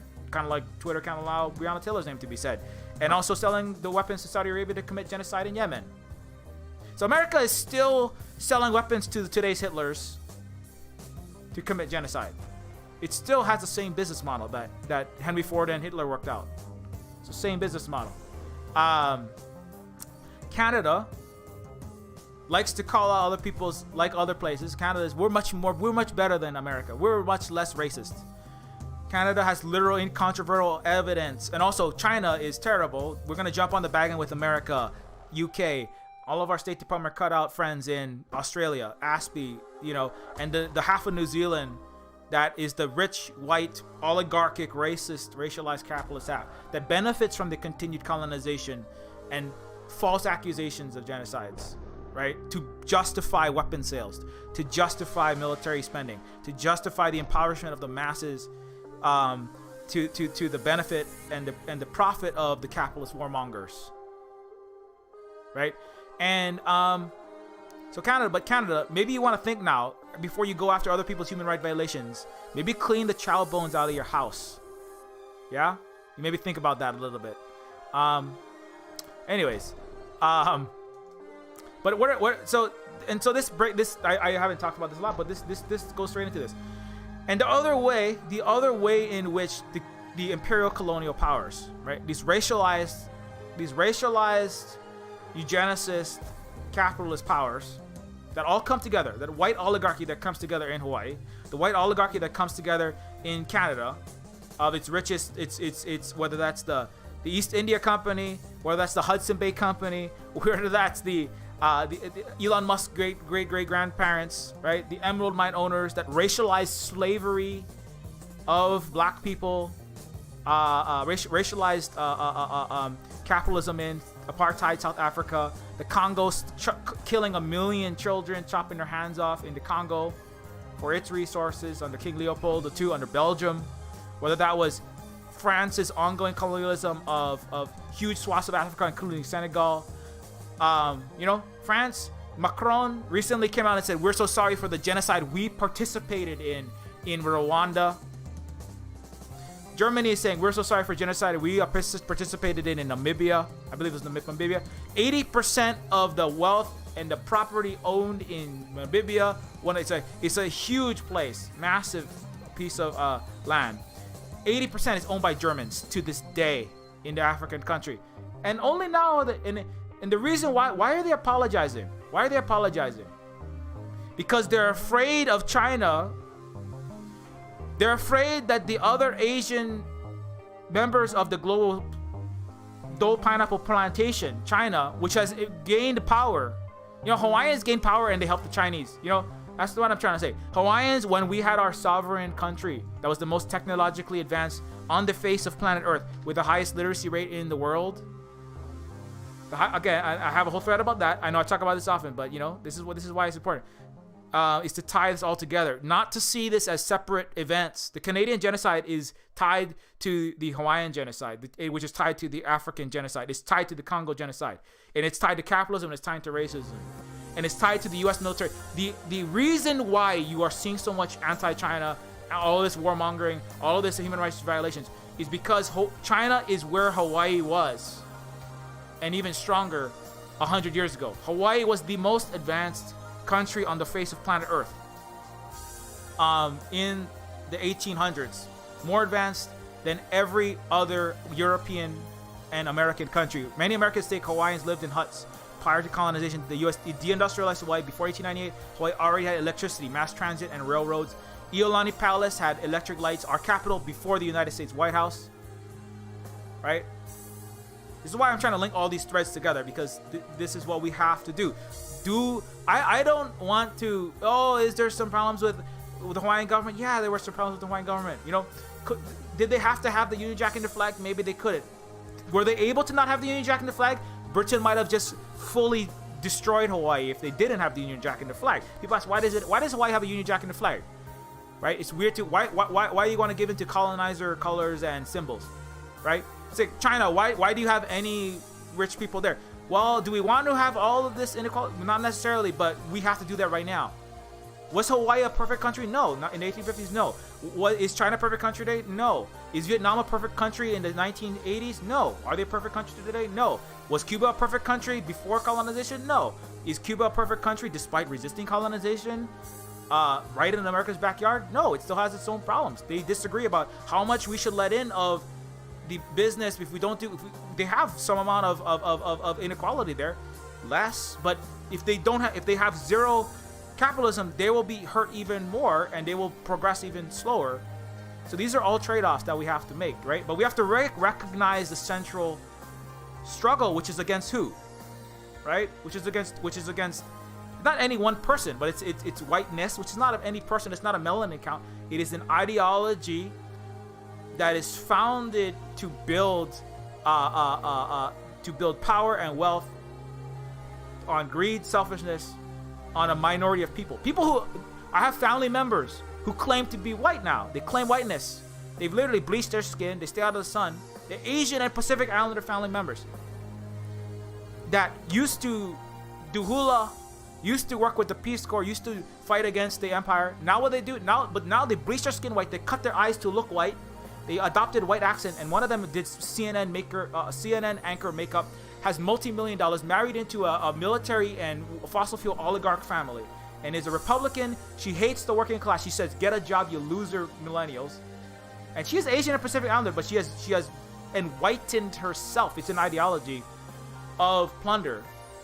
It's like capitalism. It is itself built on racism, and it is the racialized capitalist system that America was born in and perfected.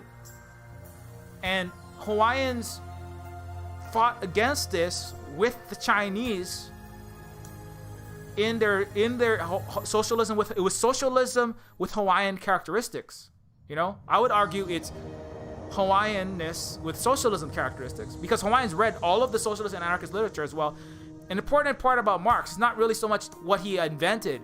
Marx's important contributions, I think, were accurately describing for the non-Western parts of the world the way that the Western feudalism with economic tools of inequality worked, right? Which is capitalism. Marx described the way the capitalism functioned very well, because he was in the capitalist world in London, etc., in the West, in Europe. But the Hawaiians recognize, this is what your system is. Okay, well, we're gonna do everything that we can to make sure that we have education for all people, to make sure that we have advanced technology that for all people, right? We will make sure that we have everything that we need. But we technologically we build wealth, and we make sure it's distributed, not hoarded like what the capitalists do, right? Hawaiians had a higher literacy. These are all pictures of Hawaii before America. More advanced, better economics, better technology. Hawaii had a higher literacy rate than the U.S. and Europe before colonization, the banning of our culture and language, erasure of our history, ghettoization. Hawaiians were also trilingual or bilingual. I know I bring this up a lot, but again, this is why they're going after. This is why The West is going after China. This is why this is what ties all of this together. Because China is where Hawaii was. China is more advanced than the United States technologically. China is more advanced socially. China has 56 ethnic minorities that are not being genocided, right? Or there's no evidence of it, where there's clear evidence in the United States, in Canada, in Australia, in New Zealand, Britain. They're even admitting it. France admitting genocide. Macron admitting genocide. Macron acknowledges France's terrible responsibility for Rwandan genocide. They're even saying it now. Right? He said, Macron came out, he said, we are complicit in this genocide in our colony. Because they still have colonies. It's neocolonialism. Right? 1994 Rwanda genocide. 250,000 people, 800,000 buried. A third of 800,000 victims are buried in Gisozi Genocide Memorial. France made errors of judgment. Well, that's not a full recognition because, of course, colonizers are going to cop out at the last second. But, of course, whatever Macron, who is an abject, permanent, pathological liar, says, and a neo-feudal, he's the Paris Club global gangster WTO piece of neo-colonial garbage. But anyway, Germany admits Namibia genocide. Right? Why are y'all coming out? So again, you're all admitting all your genocides, while Canada's over here fully, Canada is fully out. I lost it. Canada declaring China treatment of Uyghur genocide while you have 215 dead children in your school. In your schools, you're killing the children in the schools and secretly hiding the dead body. Now, it's not like Canada's looking for evidence of genocide. They just accidentally found 215 dead bodies of children. Canada has no interest in finding the dead bodies of its murdered indigenous children. So, when all of these places and their white, racist colonizers, right, attack China, and you say, Pacific Islander, you are not smart. You must listen to me while I'm wearing a bastardization of your tattoo, like bastard hula is a fake. The Waikiki hula is a fake version of our dances. This is a fake version of a Maori tattoo. Look, I am very smart, and I have moral superiority, and I have technological, moral, and educational superiority over you, Pacific Islander, and I'm very disappointed. He said, I'm very disappointed that you are turning your back on the West in favor of China. Lecturing an indigenous woman who has the courage to wear a tattoo despite it being erased and downtrodden for so long. I'm very disappointed that you, A, wear this tattoo. It's silly. B, that you turn your back on us and work with China. The Hawaiians are going, if Kalakaua was alive today, if our Hawaiian leaders, Ali'i, the coordinators, the stewards were alive today, Kalakaua would be like, oh my God, let us get with this Chinese against these horrible colonizers, because they're the ones that have no actual genocide evidence. And all of the corporate capitalist imperial media, BBC, Reuters, Human Rights Watch, AP, who just fired people for speaking the truth about a country that starts with an I in the Middle East that I can't even say because this is part of the empire that we're streaming from. I'm streaming from the Death Star satellites. AP. IGN, the gaming newspaper, just fired people for having any opinion whatsoever about people that are being genocided in the Middle East by America's little pet in the Middle East. And they're out there admitting their genocide left and right even now. Why are they doing that? Because the West, the smartest people in the room, which is not saying much for DC, Wall Street, and the West generally, but the smartest people in their star, diamond, and emerald studded rooms in the South African apartheid, UK, American, ASPI, Australian alliance, you know what they're talking, and the Canadian children bone genocide factory, they know that their time is numbered. They know that they're gonna have to come clean. It's like they know that they're gonna have to start admitting, they know that they can't just get away with this bullshit any longer, because a new Hawaii, a new actually existing advanced like Hawaii, technologically more advanced than the West, socially more advanced, with ethnic equality and economic equality, are pushing with the most poverty alleviation in the world, with everyone getting good education, like Hawaiian. A new Hawaii, a new socialist, indigenous country has emerged, and it's much more stronger and much bigger in terms of population, in terms of economy, and the days of the imperial, racist, capitalist West are numbered. And that's why Germany not going to talk about its genocide. Are you kidding me? They never talk about their genocide. They're going to be too busy talking about how the West and Germany saved Africa, right? That's why you have to work with us Westerners in Europe and in America. Why is France over here? Why is France over here talking about the genocide in Rwanda? Is it because Macron and the French, racist, rich white people now who have 15 to 20 times more Muslims in their prisons and in poverty? Is it because the French suddenly care about all their African colonies that they've had? The British suddenly care about their colonies? I'm sure they're going to be out next trying to get ahead of their crimes, because they know that a new indigenous actually existing socialist civilization is emerging, which can help to liberate all of us in Turtle Island, in the Pacific. That's why, again, this is not me. This is not some radical white person leftist. This is a Maori woman saying we must work with China against the West. And they're freaking out. Because why is the Pacific important? Because the Pacific, I don't know if you know this, where the Pacific is. The Pacific is the stepping stone to Asia. That was the words of the Roosevelts. The Pacific in the U.S. military, the Pacific, look at where Hawaii is in this list of U.S. military and CIA interventions since World War II. The Pacific are the stepping stones for the United States, the biggest imperial power in the world, to China. They were for the Roosevelts that all the fortunes that were built in the East Coast of the United States, the oldest fortunes, Standard & Poor, the Astors, Harvard, Yale, Princeton, Roosevelt. These were all built. The oldest, biggest fortunes were built on Chinese colonialism. Even greater for America in some ways than even Africa. Europe, for Africa, definitely for Europe, but for America, Asia, and particularly China, in the Opium Wars, billions were made, billions upon billions upon billions. If Hawaiians, Maori, the Fijian, Tahitian, the Guamanian, our brothers and sisters across the Pacific, Marshall Islanders, if we all say we don't want to work with America anymore, we want to work with China. Why do we have all of our Star-Spangled Banners and all of our red, white, and blue banners all over the place? Why do we have to have all your military bases all over the place? Without the Pacific, this war to maintain Western colonial, oligarchic, today neo-feudalism, what once was feudalism, and what we describe as capitalism, what I describe as neo-feudalism, the war to maintain that system of racialized colonialism and capitalism will be lost if the West cannot maintain its islands. That's why the head of the Indo-Pacific Command is of the United States of America. The biggest military installation outside of DC and the Pentagon is in Hawaii.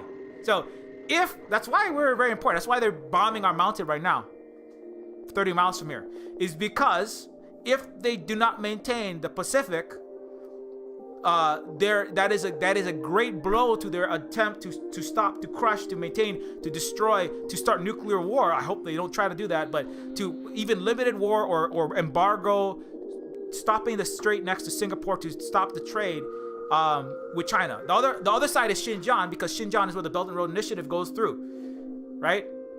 This is what America is doing to China, is what America tried to do to Hawaii 100 years ago. And we, the Pacific Islanders, as the Pacific Islanders gave Chinese citizenship, full citizenship, here is the birth certificate of an African who was a slave in America and was a full citizen in Hawaii in the mid 1800s when America still had slavery. You know, the Chinese are full citizens. Just as Hawaiians, we had in our socialist, ethnically equal, actual human rights respecting society, unlike America's illegal occupation, help the Chinese in our worker cooperatives, Ohui, which is the same word in Hawaiian and Chinese, and in Maori and in Vietnamese. That's the Asian and Pacific Islander connection, is actual socialism, 1,000-year-old socialism. Just as we had helped out the Asians when we were the most advanced country in the world, the Chinese now can help us Pacific Islanders as they are the most advanced country in the world, on a path toward socialism against imperialism, even more empowered than we were. And if we would like to you have to ask yourself this question: do you want to keep working with your Western colonizer? Do you want to keep working with New Zealand white colonizer, your Australian colonizers, telling you that China is gonna hurt you? Be afraid of China, the same way that they told the pineapple workers in the fields, be afraid of the Hawaiian. They're all big, brutal, evil people. They told the Hawaiian, oh, the Japanese and the Chinese, the Chinese are all sneaky Asians. Also, they all have plague, like the Wuhan flu. You should be afraid of China. The Chinese are gonna kill you Maori people because they're gonna bring their bioterror weapon, Wuhan. That's the same shit they said to the Hawaiians, the Filipino, the Chinese, the Japanese in the slave plantations of Hawaii's pineapple. The white capitalist businessmen did the same lie that this guy is doing right now. The Chinese are gonna come kill you, Maori people, if you ever leave the West and start working with China. They're gonna recolonize you. They're gonna slaughter you. Were the Hawaiians perfectly equal with everyone in Hawaii? I would say I'm sure there were some people who were like, hey, how come the Hawaiian gets this leadership job but the Chinese didn't get? I'm sure it was not perfect. How come the Hawaiian is the queen and how come we don't have perfectly equal? Hawaiians did say, well, we should have elections. And they was elected. The king and the queens were elected. That's the thing. They put the name there because, like, the Chinese, they have to kind of say certain things. I would even argue, like a lot of the focus on the Marx and the Lenin, a lot of that is to kind of gain international support from a lot of other English-speaking parts of the world. You could call it, China with socialism characteristics. I don't know why it has to be socialism with Chinese characteristics. But anyways, it is an important, these ideologies predate in a lot of ways the Western ideas, But anyways, and maybe it translates differently. But, these China is not perfect. Hawaii was not perfect. Vietnam is not perfect. Vietnam has 4 billionaires. Hawaii in the time had inequality. Is Hawaii leaps and bounds? Was the Hawaiian Republic leaps and bounds more racially, economically better, less imperial in all ways than the Western, the Western Dole pineapple, Thurston sugar plantation, Western white capitalism? Of course. Myriads better. And I would argue the West's game today is to try to stomp China into the ground and make them seem like savages, to use all the racist tropes, right? Wuhan flu, bioterror, they're all the deceitful, decrepit. I have a whole stream. Watch the KJ No video specifically about the history of the legacy of yellow peril and anti-Asian racism. They're drawing on all of these deep tropes, and they're trying to get the colonized peoples, the Hawaiians, the Maori, the indigenous peoples of North America, the black African peoples, the black peoples in America and African peoples in Africa, to turn against the Chinese right now. What we have to do is to, this Maori, very brave, courageous representative of the Maori people has said, no, colonizer, I'm not going to listen to you and let you separate we Pacific Islander peoples from our Asian peoples. We share more in our history and heritage in terms of we were both colonized. We share more in our history and heritage between China and Pacific Islanders in the sense that we both push for socialism. We have a word, hui, in Maori. That means working together for the benefit of the group against the tiny interests of very rich billionaire or oligarchs. We have more in common with the Chinese than we have with you fucking racist. So thanks a lot, you idiot white man, for showing your ass. Thanks a lot, you idiot so-called comedian. This is what white comedy is. Showing your ass about how racist, colonial, and capitalist that you are. Thanks for showing your ass about who Macron is. Thanks for showing your ass about who Biden is. Thanks for showing your ass about who Trudeau and Canada is, and Australia, and the military-industrial complex. and a lot of even some of the left organizations, because this is the true face of the West. Trying to lie to you about how you have to work with them because America will liberate Africa. Please give, Starbucks is giving 30 cents to an African country while billionaire Schultz is working with the military industrial complex, bombing Africa. Oh, we're gonna save Africa with medical treatment, Bill Gates, while vaccine apartheid causing millions to die. Oh, we're gonna save the Asian people. We're gonna save Vietnam from their socialism, and then bombing them in the Stone Age.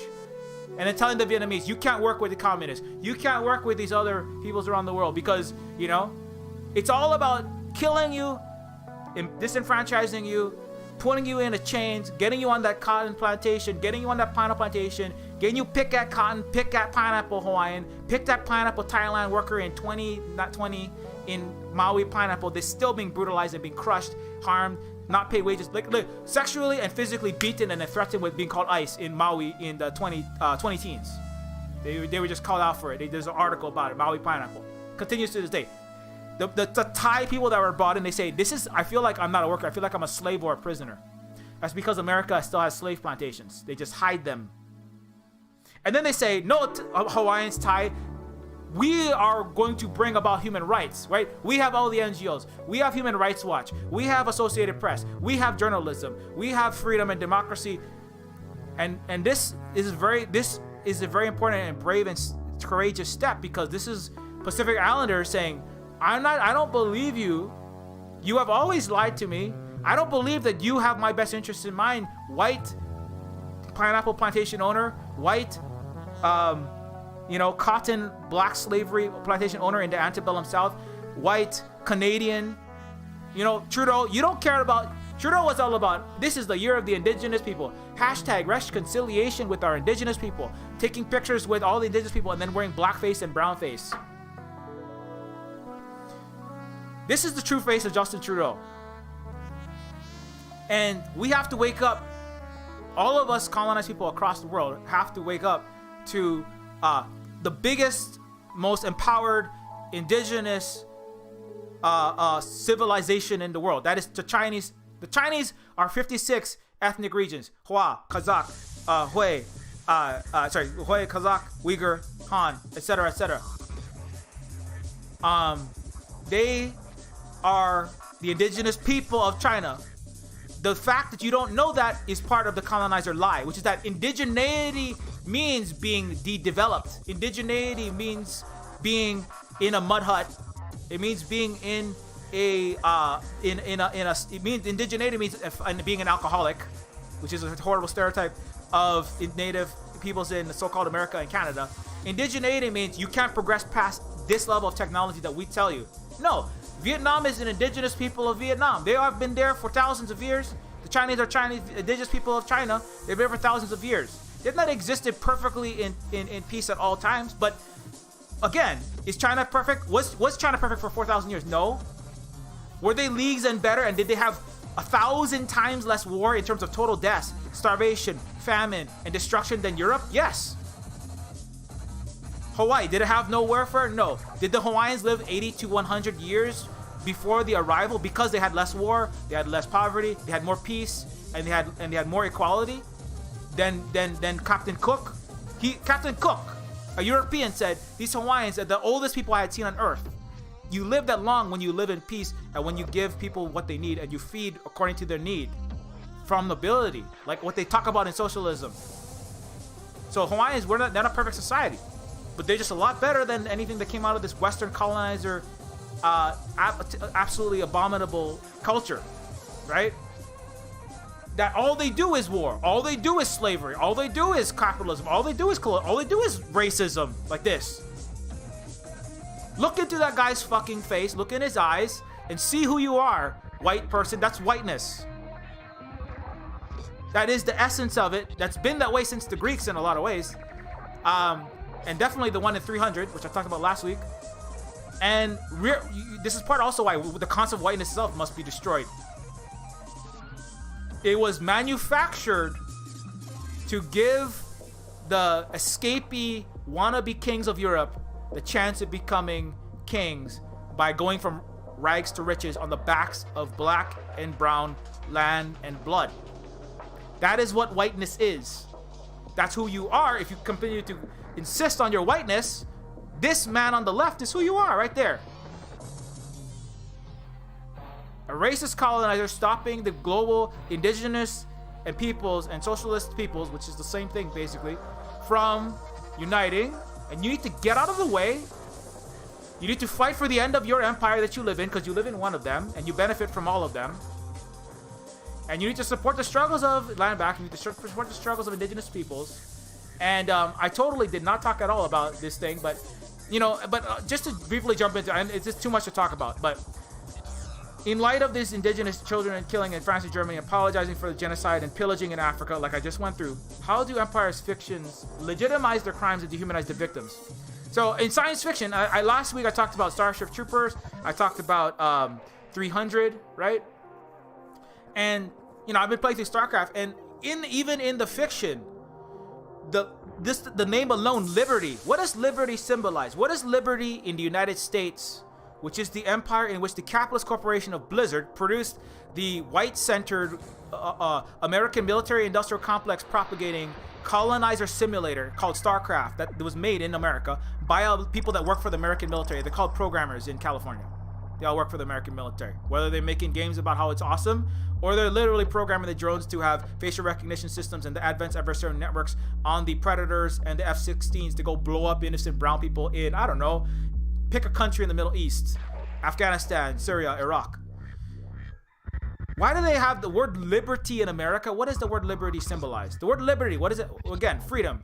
Freedom. There was never, the only freedom in America is for a white, cis, straight, landed aristocrat or a wannabe white man from Europe to go from rags to racist, to black serf. It's called slave, having 260 slave owning Thomas Jefferson at Monticello with Greco-Roman pillars around him, talking about the freedom that he had. Just the same freedom the Greeks and the Romans had to have oligarchies and slaves. Greeks had huge numbers of slaves.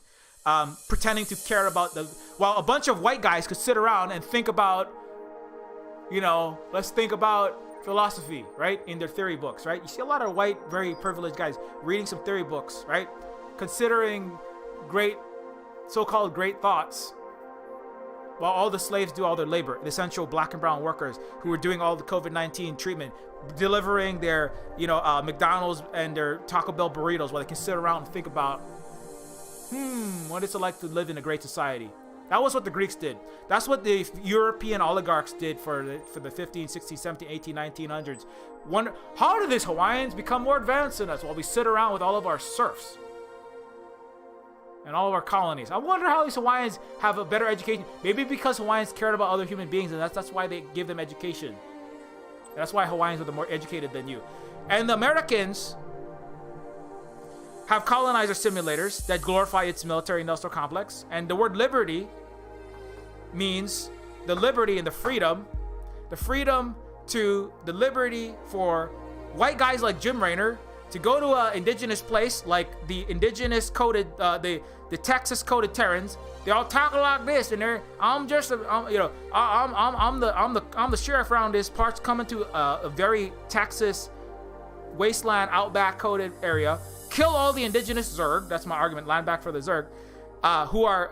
I argue that StarCraft is about coding indigenous people and Asians as a sick, barbaric, because the Zerg are the indigenous people of that one area. Backwards people that are cleared out by Texas American coded sheriffs and their militias. Jim Raynor leads militias to clear out and literally incinerate the infestations so that they can settle their colonies. And all of America's games, its movies, are about glorifying injustice. I talked about movies last time, 300, Starship Troopers, Star Wars that didn't say anything. I talk all the time about Falcon the Winter Soldier, all the Marvel series, billionaire philanthropist, arms dealer, Playboy, Iron Man, right? I'm not going to rehash that. I talk about that all the time. Go watch some other stream, or, I talk about it all the time. But they're games as well, and I played through all of StarCraft, the Terran campaign particularly, and it's amazing how much it is a glorification of it's a story of settlering. I actually played through a little bit on Twitch, and it literally opens with that. With the main character is the sheriff. Let me see if I can get some images from this. And and so this is part of how you manufacture consent in your society. This main character, the Jim Raynor, is a white guy. He likes his freedom. He fights for liberty and justice. He tries to liberate against these oppressive Confederates and then the oppressive Union, right? Fighting for liberty. He shoots a lot of guns. He kills a lot of, and he literally there's one part that the lion. There's one set of lions. Let me see if I get the actual words. Yeah, there's one part of the game in which he goes to an area of these very insectile, hive-minded. I talked about yellow peril last week. The stream was about yellow peril red scare. So harkening back to hive-minded, insectile, a sickness, right? Which is very much the way that the Chinese were depicted as backwards, as despotic, disgusting, dirty, filthy, bringing the bubonic plague, and the biological illness, the political, what they saw as political, sociological, and civilizational failure of the Chinese. They're on opium and they're addicted to opium and the opioids because they are fallen, and their sickness, they're spreading the illness of the plagues that are, that are showing up here or in Chinatown. That's because that's a sickness of their fall from their might. So the political, economic, and biological, and and racial degeneracy was all tied together. This is totally ascientific nonsense, but this is what the Western scientific community was spewing. And a lot of what I see in the StarCraft is the description of these indigenous people that are living, and they're feral, like the way that indigenous people, the Indians, were depicted under John Wayne as savage, backward barbarians that had to be cleared out. I'm talking about this guy. Raynor is very John Wayne. He's very Clint Eastwood, cowboy coded, right? And the Indians had to be cleared out by strong, salt of the earth, just good old cowboys like Clint and John. They clear out them Indians to make way for civilization. It's an infestation. The Spanish called the indigenous peoples of South America mestizo, mosquitoes. At the clear, Andrew Jackson referred to them in the same way. He became president. He ran on the slaughter and clearing out of indigenous people by his preferred method. President Andrew Jackson, he is the face on the $20 bill. His preferred method was slitting the throats of indigenous women and children in their teepees at night. That was this guy. That was Andrew Jackson's preferred method of clearing out the indigenous people. And this guy, you've seen him. I'm sure you've seen him before. He got elected because for all of the temporarily embarrassed feudal kings, millionaires, slave owners, for all the temporarily embarrassed cis white men of America, he represented the dream of liberty and freedom, and the liberty and freedom to have slaves and a Stepford wife, beaten, abused wife, and a bunch of straight, white, blue-eyed men, children, no LGBTQ plus children. So Pride Month that's why Pride Month has to be attacked, because it's anti-American. And that's who Andrew Jackson was, and that's who Jim Raynor is. Jim Raynor is a rehabilitation of Andrew Jackson. It's a rehabilitation of indigenous slaughtering white killers in what the cowboys represent, even though that's a ahistorical depiction because there's so many non-white cowboys, it's not really accurate, but what they represent, which is what white people did do, which is slaughter indigenous people to make way for their post offices and railroads. And to me, this is what StarCraft ultimately is about. It's about showing the good old cowboy with a cigarette in his mouth, clearing out all of the Zerg. Again, the Zerg character. The Zerg are a terrifying, ruthless amalgamation of biologically advanced arthropod aliens, not unlike the Starship Troopers aliens, dedicated to the pursuit of genetic perfection. This is where it starts getting weird after that. But they are the swarm. It's kind of like the horde. Back to the yellow pill or red scare, right? Back to the let me see if I can find it. It's the swarm, the horde, the masses, right? These hordes of Arabs coming to kill America in 2019, right? This swarm of Asians, like a locusts flocking into our America. Chinese Exclusion Act. They're giving us plague. They're making us sick. White people we're now realizing in 2021, the same way that white people did all the genocides, with France going, I'm sorry that we genocided Rwanda. Germany, I'm so sorry, but not sorry that we genocided Namibia, because you would be fucking repatriating. And they ain't doing close to enough. You know? Now we're realizing that it's the Westerners that were spreading all the plagues, like their Black Death. The Western countries who had all the COVID-19. Who is the plague? Who is the actual plague spreading people of the world? Right? You know? Who had the most plague in the world? North America, right? Canada, US, Europe, Australia, all the white settler colonial countries had the biggest explosions of the plague. Why? They don't wash their ass, they don't wash their hand, they don't follow basic sanitary procedures, they live in their own shit they had for a long time. They cough, they don't want to, even when they know that they gotta wear masks, they don't want to wear masks. Even when they know they gotta take the vaccine, they don't want to take the vaccine, even though they have the access to them. You know, who had the best response? Vietnam, China, the Native Hawaiians on the Big Island. Right? African peoples with the help of China. Right? What did they spread though? That the Asian people were this horrific plague, terrifying and ruthless plague. This is what the Zerg represent. The infection of indigenous people in North America. They're an infection of Asians in America after killing the indigenous. Right? Let's go back to the Chinatown fire again. You know, let's go back to that. The narrative of the sick men of Asia. The narrative of the sick men of Asia is another thing that unites Hawaii and the Chinese. Let's go back to where the fuck is the Chinatown fire? Here. Remember that time that white Americans set fire to Hawaiian and Asian homes and businesses and forced our people into the blaze? Yellow Peril indigenous cleansing all at once. Honolulu's buildings were burned. Now it's whether there were white people that were infected with the plague too, but they burned the Chinatown. They burned the Asians, which had Hawaiians, Kanaka, and Pacific Islanders in it. Let me see if I get that exact link. But this is just the key notes. The people this is from the historic Hawaii burning of the Chinatown, in which Hawaiian, Chinese, and Japanese, predominant, almost exclusively non-white, Pacific Islander, Asian and Pacific. Hey, it's Asian and Pacific Islander Heritage Month. Are you ready for this one? If you missed this one, you're gonna get this is the real fun one for you. Where is that Hawaii Chinatown fire? I have it here.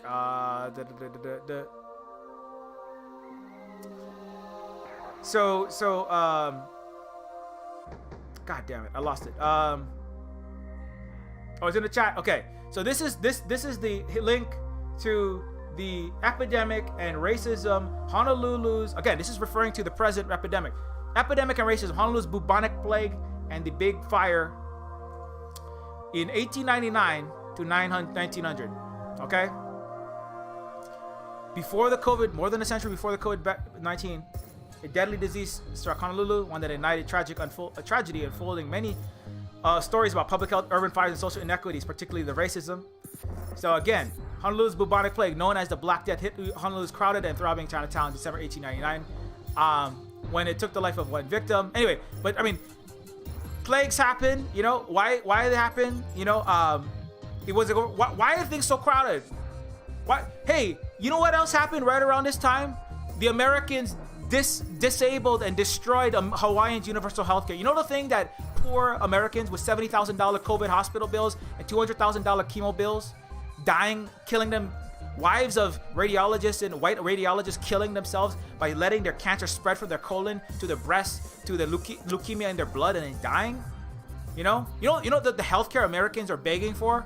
Hawaiians had universal healthcare. You know what Americans' oligarchy did? Destroyed the Hawaii universal healthcare system. You know what result was? Worse health outcomes for Hawaiian and Asians, like I already talked about. Remember that?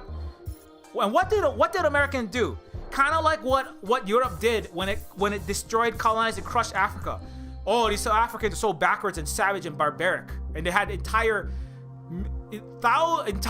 universities, Oxford, Cambridge, universities in New York, across the world.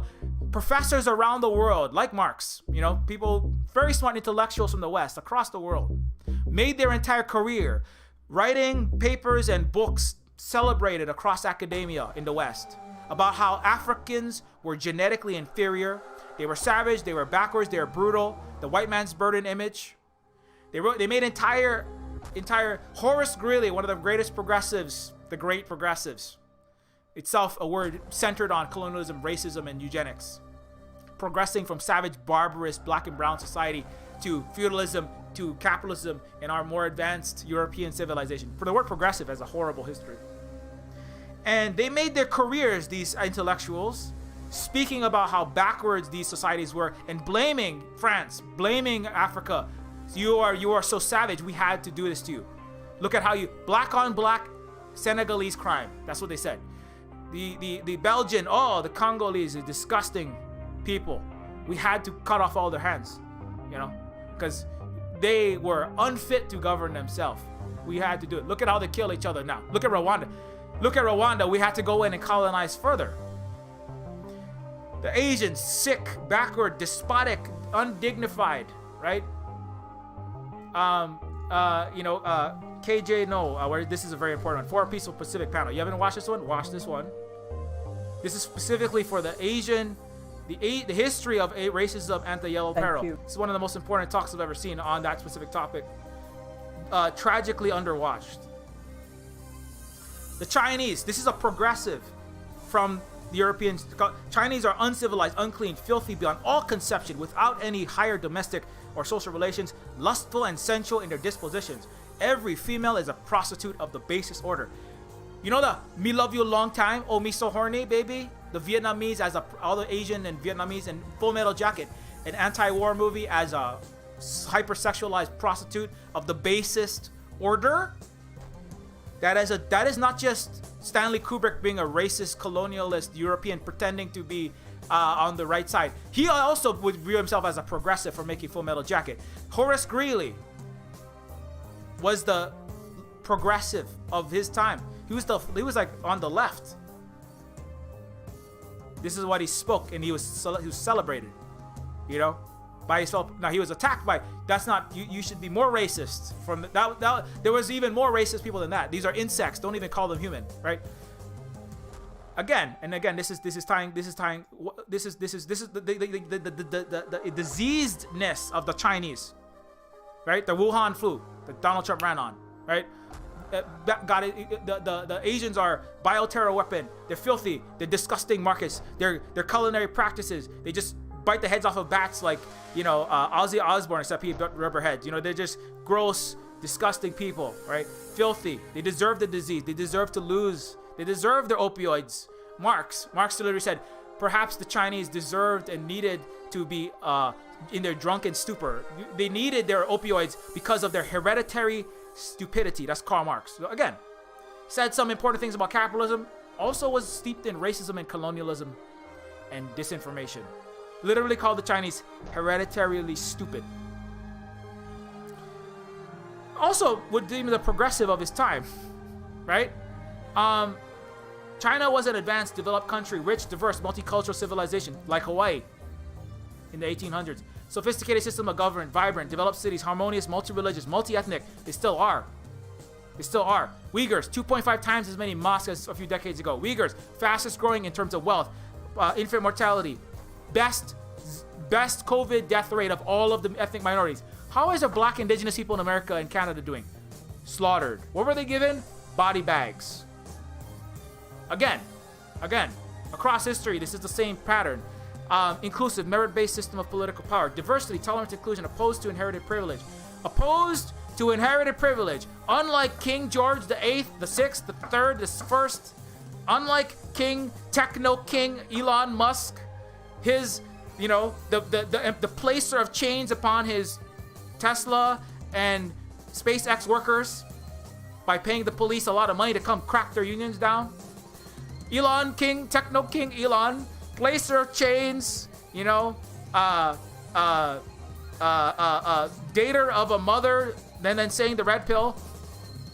Father of American warplanes, SR-71. What the fuck is his child name? Anyway, Techno King Elon Musk, the inheritor of Emerald Mine apartheid colonizer wealth in South Africa, right?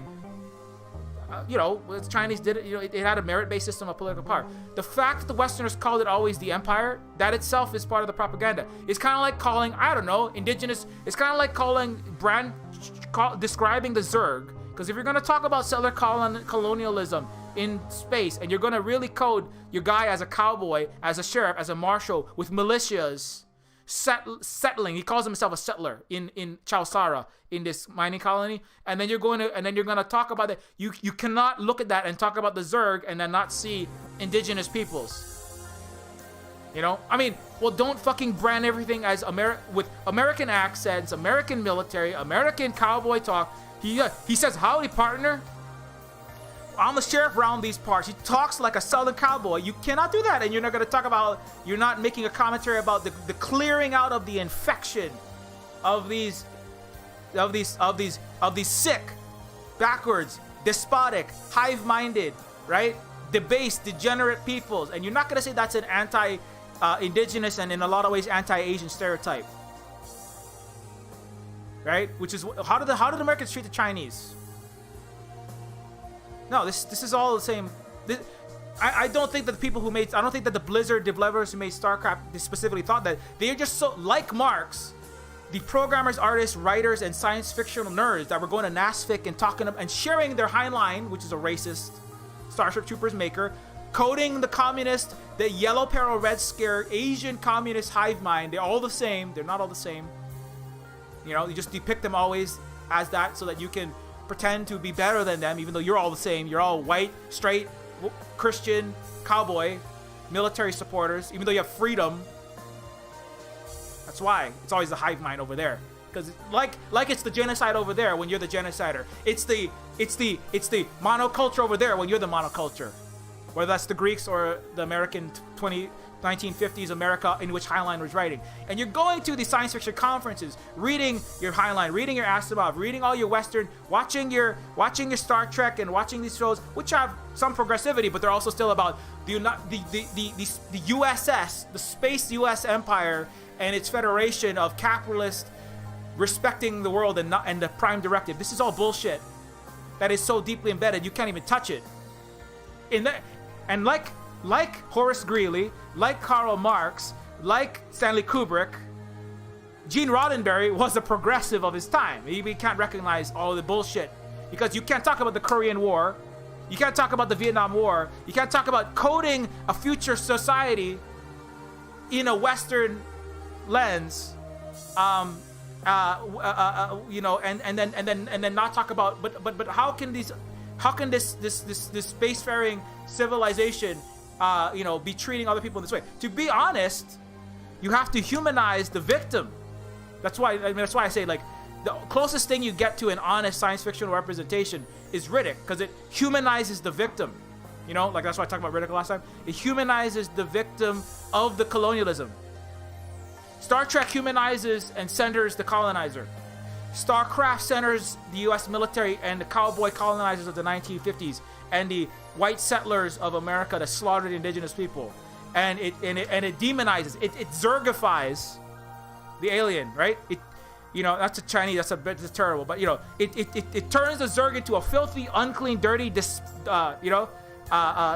what was actually an advanced, developed country with better ethnic, with better religious and better economic freedom, with merit-based political power, unlike the United States, which has ridiculous popularity contests. That's how Biden and it's always been an oligarchy. I wonder why we keep getting war criminal, asshole, white, or Oreo like Obama, war criminal, oligarchic liars who benefit the richest and the whitest and the 1% over everyone else. It's because America was designed that way, but Americans don't have an education system, unlike the Hawaiians, and so they believe in the freedom bullshit. Chinese have more democracy actually than America. They always have, through history. Hawaiians have more democracy. They always had, through history. But we had to call ourselves kings, because if we didn't, then we would be colonized by your shitty ass America. Your America's disgusting mommy, Britain, would have crushed us. If we didn't put a Union Jack in the flag and if we didn't call our elected leader a king, the British would have literally fully colonized us. This is part of the reason why. It's because you had to profess allegiance. We had allegiance because otherwise they would have. Britain would have did what they did to Africa, what they did to countless Asian and Indian. The Indians, you know, they're very similar color. You know what Britain did to India? You can go look that up. Look at what Winston Churchill did to India. It's 27 million dead, and then he laughed about it. Kind of like these guys. I lost my clowns. Anyway, kind of like those guys. That's what Winston Churchill did to India. Ha ha ha. Yeah, we crushed and killed Maoris and fucked you all up and exploited you, but well, you deserved it because you're sick, backwards Asians. That's what Winston Churchill says specifically. It's your own degeneracy. He used the word degeneracy. He's like, if the Indians were so degenerate, they wouldn't have died in the famine that we caused by taking the food out and, you know, just treating them terribly. So, and this was a leader. Also, Winston Churchill was a progressive in the West. Progressive in the West means I stopped the incompetent imperialists like Hitler from making us look too bad. That's what progressive means a lot of the time in the West. Anyway, so, you know, it was inclusive merit system of political power, which it still is. Diversity, tolerance, inclusion, opposed to inherited privilege, influenced the leaders of... The Enlightenment word is stolen from Asian culture. The word Buddha means enlightened. The Chinese, they had this concept, right? The Enlightenment was a attempt to pretend to... The Enlightenment was an attempt to pretend to have a constitution and stand for what the indigenous people who Thomas Jefferson plagiarized when he founded, him and his friends, his oligarchic white races founded America. It was about pretending to have freedom and equality that they never had, right? Plagiarizing indigenous Turtle Islanders. The Europeans, you know, in their Enlightenment, plagiarized the Chinese and pretended to be enlightened, but they never had it either. Just like Americans, Thomas Jefferson never had his Enlightenment. He was always a darkened barbarian with 260 slaves and was a rapist of 14-year-old black women. As I, you know, needs repeating, because people still celebrate that guy. Like most of America still celebrates that guy. The guy was a terrible human being, and every other American president is and was a war criminal, including Mr. Biden. With his crimes in Colombia alone, he has another war crime in Colombia backing the current genocide in Colombia. But it's hard to count how many genocides this Mr. Biden has backed. He's much more competent at imperialism and genocide than Donald Trump ever could have hoped to be. Western philosophers such as Voltaire and Leibniz believed that the Chinese had perfected the moral science. The Chinese statecraft was the model for the West to emulate, and believed that if they wanted to develop into enlightened civilization, they would need to be more like the Chinese. This was a shock, however, to Christian and Western supremacy, and so they created the white man's burden, and it was assumed that they propagated the ideology that they were more evolved. The West was more evolved because it could not again, like the white Europeans at a Paris symposium in the 1800s, appalled that the Hawaiian island brown kingdom was more educated, technologically, socially, politically, and economically advanced than the Europeans. They could not bear that. The same way that the West can't bear that China is more socially, politically, technologically, and economically advanced than the United States and everyone else. And also did better on COVID-19 because of all those things, with 200 times less deaths. Chinese system of meritocratic government, deeply troubling to a West, built on stratified class privilege. Civilization without hereditary aristocrats was unfathomable and terrifying to the Western ruling class. The same way that, again, this is the similarity between, the similarities between Hawaii and the Chinese. The unfathomable and terrifying actual racially equal, actual elected representatives that actually represented the people, unlike Americans presidents that never have. All people, not just the white males. A civilization that actually had existing, democracy, existing political and economic inequality was terrifying to Americans and to the West, just as China was. Herder, depravity, and he described, Herder was another progressive. Depravity of China, an immoral land with no honor, an embalmed mummy characterized by stagnation in contrast to Western dynamism. Dynamism, again, that's the contrast, right?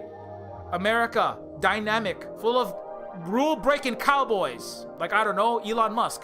I'm just gonna disrupt a little over here. I'm StarCraft's Jim Raynor. I'm a thrill-seeking, run by the seat of my plants. I'm a dynamic cowboy. I'm just shooting up a bunch of Indians and then taking a bunch of black people as slaves and making $1 billion like Elon Musk in apartheid South Africa. And later on, in his fucking sweatshops, in his 200 and all of his prison labor that California and by extension Elon Musk benefits from, and all of his union breaking that Elon Musk does, and all of his continued pillaging of Bolivia with his Elon Musk, we will coup whoever we want, fascist back coup. Elon Musk is just a modern techno king Jim Raynor. He's just a swashbuckling little cowboy out there shooting him some engines. That's Elon Musk. That's the mythology of Elon Musk. That's why white, straight, crypto bro, entrepreneur, capitalist dudes, chuds, they love Elon. That's why he runs. Because Elon is the Jim Raynor of the 21st century. He's the cowboy of the 21st century. He's the Iron Man. He's the actual Iron Man. I'm just breaking them rules. I'm a dynamic Western civilization against the despotic Asian hordes of the Zerg. I'm sorry, the Chinese. I'm sorry, the insects from Starship Troopers. I'm sorry, the communists. I'm sorry, the Vietnamese. I'm just gonna stop them. I'm gonna go Vietnam. I'm gonna clean up that disgusting little backward yellow country with all them Wuhan flu down there. I'm a hardworking libertarian, liberty and freedom-seeking fucking slave owner, racist, feudalist with gaslighting characteristics and having a bunch of dollar signs instead of blood dynasty. I'm an American, but that's the mythology, and that's what draws everyone to America. Is this mythology that I could be, and it's really, I mean, the slight intelligence that the West has was all put into PR. You call it freedom, you call it democracy, you call it liberty, but what you mean is plutocratic, white, cis, straight oligarchy.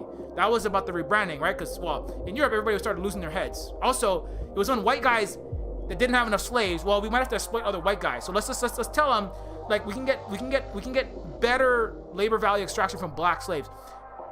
I gotta do another whole stream about how capitalism and slavery are so deeply intertwined. I was just reading an article, but literally the techniques under, you know how like your employee reviews, like employee by employee reviews. Well, your productivity here, you moved 25 Baby Yoda t-shirt boxes every 30 seconds on this day, but you fell behind a little bit. So keep peeing in bottles at Amazon warehouse because you got to get to 40. Can you get to 40? The targeted statistics mongering. And like was invented that hyper micromanaged working class tracking to maximize productive output that was mastered under slavery. That was deeply about, they would check, and you could actually get bank loans just by testing the weight, the sickness or health of each slave one by one, and you would have to get this, you got to get the biometric data of the lifting prowess, how much tobacco per hour can this black slave pick versus that black one, right? Oh, this one's a little sick, that one's worth less. And the banks would give you a loan based on the health and projected life output of tobacco, cotton, or other products of your slave force.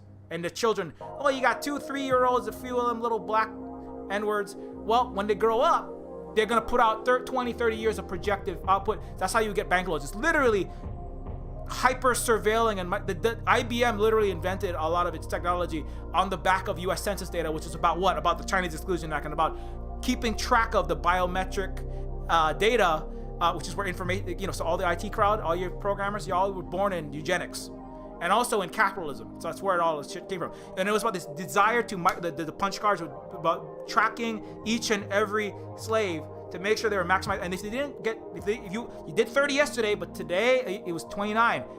It's time for a whipping, slave. Time to rend the flesh from your black back till you do 31 tomorrow. And if you can't do that, well, how about here? You're living in rags, have a piece of clothing, right?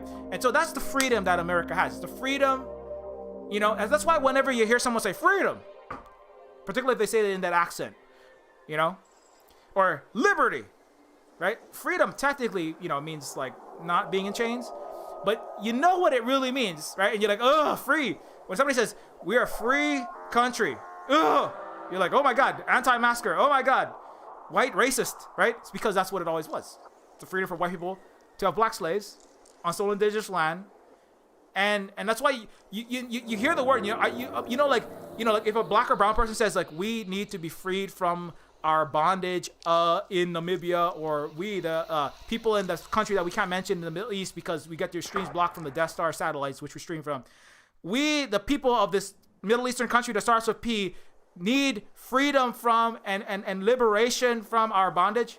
But when you hear someone say, I want freedom and liberation, it's because that it never meant that. You hear something else. You hear, oh, that's some libertarian, because libertarian was invented to rebrand the Nazism and capitalism. It's the white man party. That's why I remember going to Occupy Wall Street and there's all these white guys with Star Spangled Banners on them, and they go like, we're the libertarians. I'm like, interesting how there's a diverse crowd for like the socialists and the anarchists and the deoccupy Hawaii and the indigenous people. So there's some white people, there's some black people, and then the libertarian, it's like white guy with Asian wife, imported from me love you a long time, Vietnam. Me love you a long time. They don't care, Korea, because it's some guys fighting communism in Asia and then bringing back their sex slave, which is what they continue to brand all Asian women as.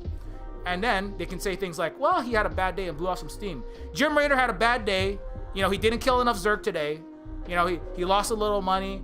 His slaves didn't make enough money for Jim. After he was killing all the indigenous people, his slaves picked 10% cotton less this day than yesterday. So Jim Raynor, the American capitalist cowboy, he went and killed 6 Asian massage parlor workers. I mean, they're all insects anyway. They're all Zerg anyway, right? I mean, they're all insects, right? So it's fine. Right? Like that white cop that said, well, the Atlanta anti-Asian murderer, well, I mean, he's not a murderer. He just blew off some steam. He just fed up. He at the end of his rope. He got a little too horny. And he's like, I'm so horny, but also I want to kill some shit. So let me go kill some insects. Critters.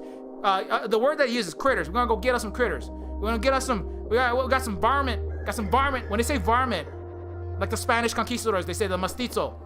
When you say the word critter, when a Southerner says the word critter, when an American says the word critter, what they mean is some indigenous people to genocide so I can put my slaves on the land. I gotta kill me some varmint. I gotta shoot me some some cans, Mexicans, Puerto Ricans, or Africans. I'm gonna shoot cans. They're saying critter because, well, I mean, like freedom, we can't just say I want to have slaves on stolen indigenous land, can we? No, we have to say we're here. We are the wings of liberty. We are the wings of liberty.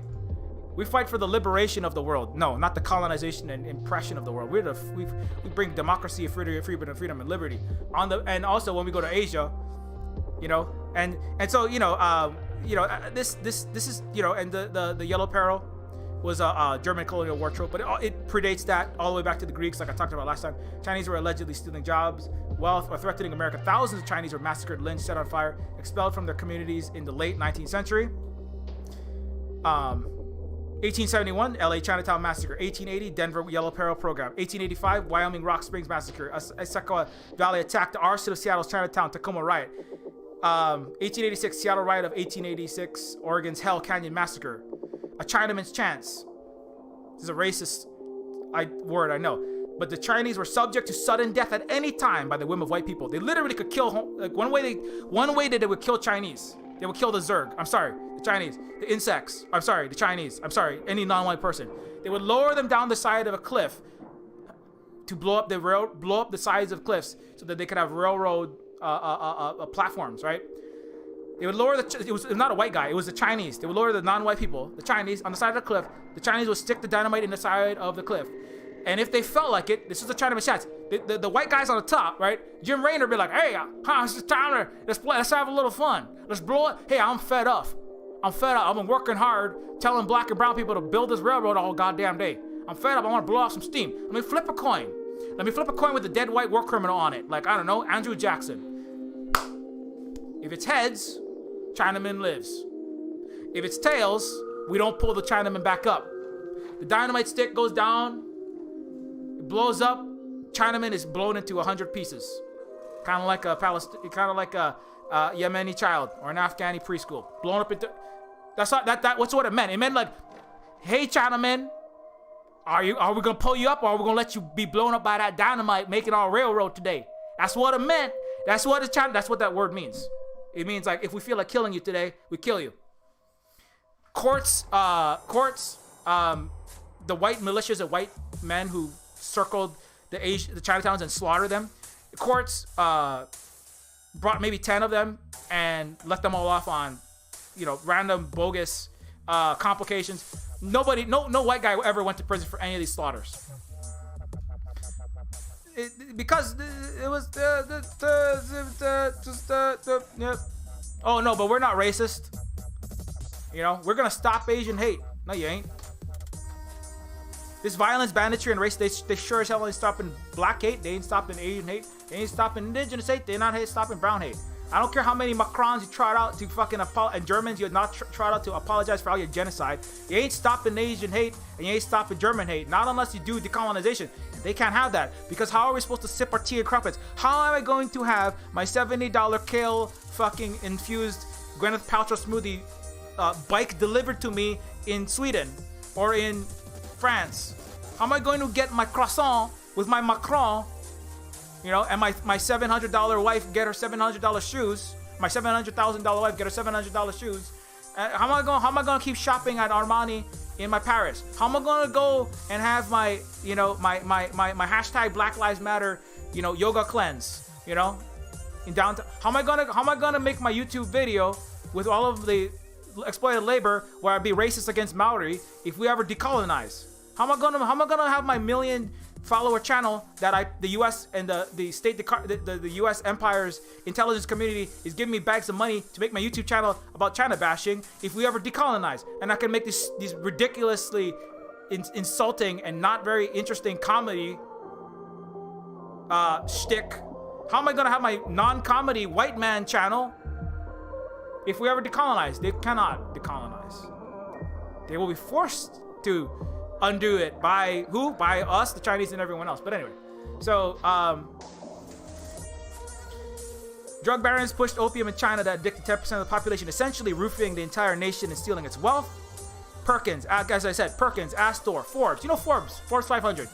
It's the neo-feudal high score list for King Warren Clinton, Bush, and Neofeud, but Techno King Elon Musk in reality. And Techno King Elon Musk and Techno King Bezos and Real Estate King Bloomberg, they can all play dick measuring contests with Forbes magazine 500 richest people in world contest, built on Chinese slavery, Chinese impoverishment. That's where Forbes made his money. Cabot, Delano Roosevelt, Ivy League institutions, Harvard, Yale. Harvard, built on the bones of Chinese children, kind of like Canada's residential schools and Macron's family's wealth, built and Trudeau's family's wealth, built on the bones of indigenous children found in their school.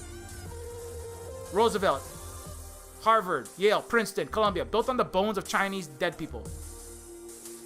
Thousands of Chinese bones were mailed back from one canyon where a railroad was built to the ancestors to the relatives in China. Again, they don't record. I mean, the biggest massacres of the Chinese, the indigenous, they don't record them. Just like Canada had to. Somebody was like, "Oh my God, this school's falling apart because Canada's defunding its schools to pay for its oligarchy and Albertan Ted Cruz relatives." Exploding cop gender reveal party, setting fire to the rest of Alberta and all of the oil wells because they're idiots. Oh my God! While we were closing the school down, we found all these bones in the basement. Oops! Did we genocide a bunch of indigenous people and nobody knew about it? No, of course. The biggest genocide. The police murder 1,000 a year. That is way too low. I don't believe that for a second. The best police murders, the most efficient police murders are like the 7,000 disappeared people in one place, in one city, Chicago. 7,000 in less than 10 years. That's 1,000 a year in one place. Disappeared. Unmarked cops, unmarked police vehicles into a old brick deindustrialized site where cops would force black kids to play Russian roulette. I don't know if you know how Russian roulette ends, but eventually, like a Chinaman's chance, I'm gonna call it the Chi-Town black kids chance. That's what they had. When you play Russian roulette, you put a bullet in a 6-shooter, like Mr. Rayner would use to slaughter all of his Indians. I'm sorry, Zerg. You put a bullet inside of the Chicago kids. A cop in an unmarked site gives a Chicago kid, Hillary Clinton and Obama were working in the same town at the same time, along with Rahm Emanuel. You put a bullet in a gun, you spin it, and then you make him click the trigger. The game ends when the black kid dies. 7,000 in one city.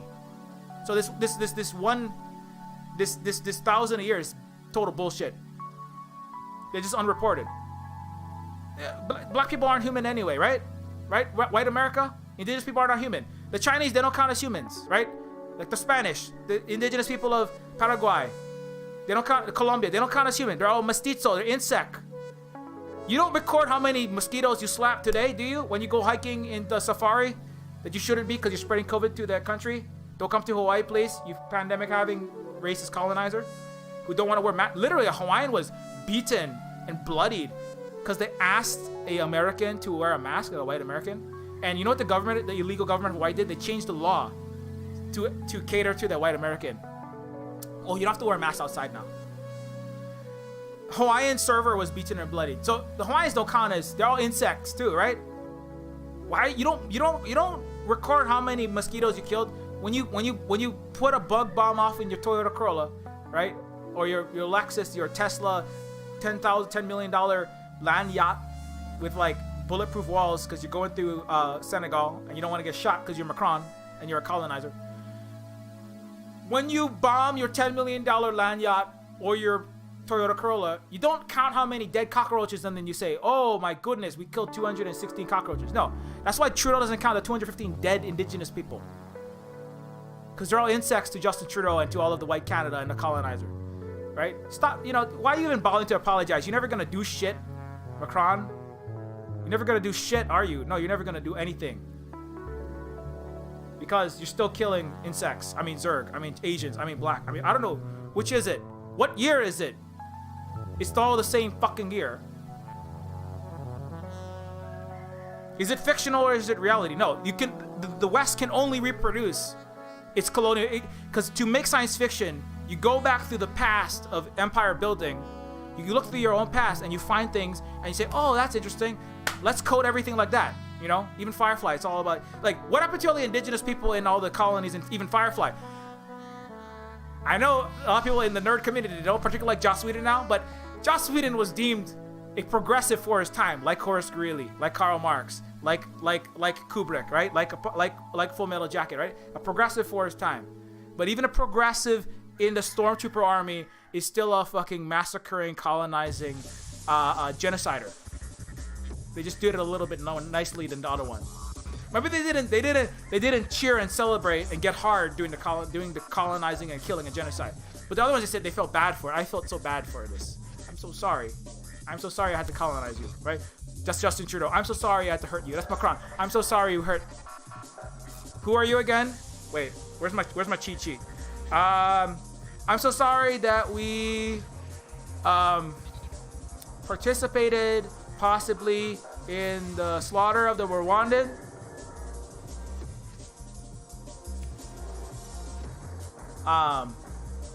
Great American Fortunes, Astor, Forbes, Cabot, Delano. Anyway, so we've been on this a lot.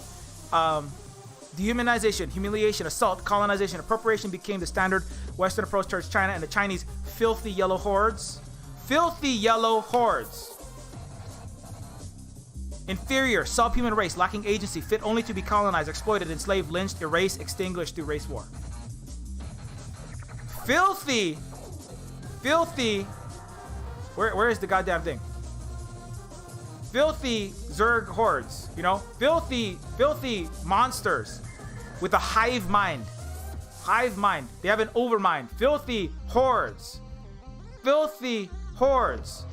right? With the despotic central government, monoculture, right? No thinking, bringing disease, bringing pestilence.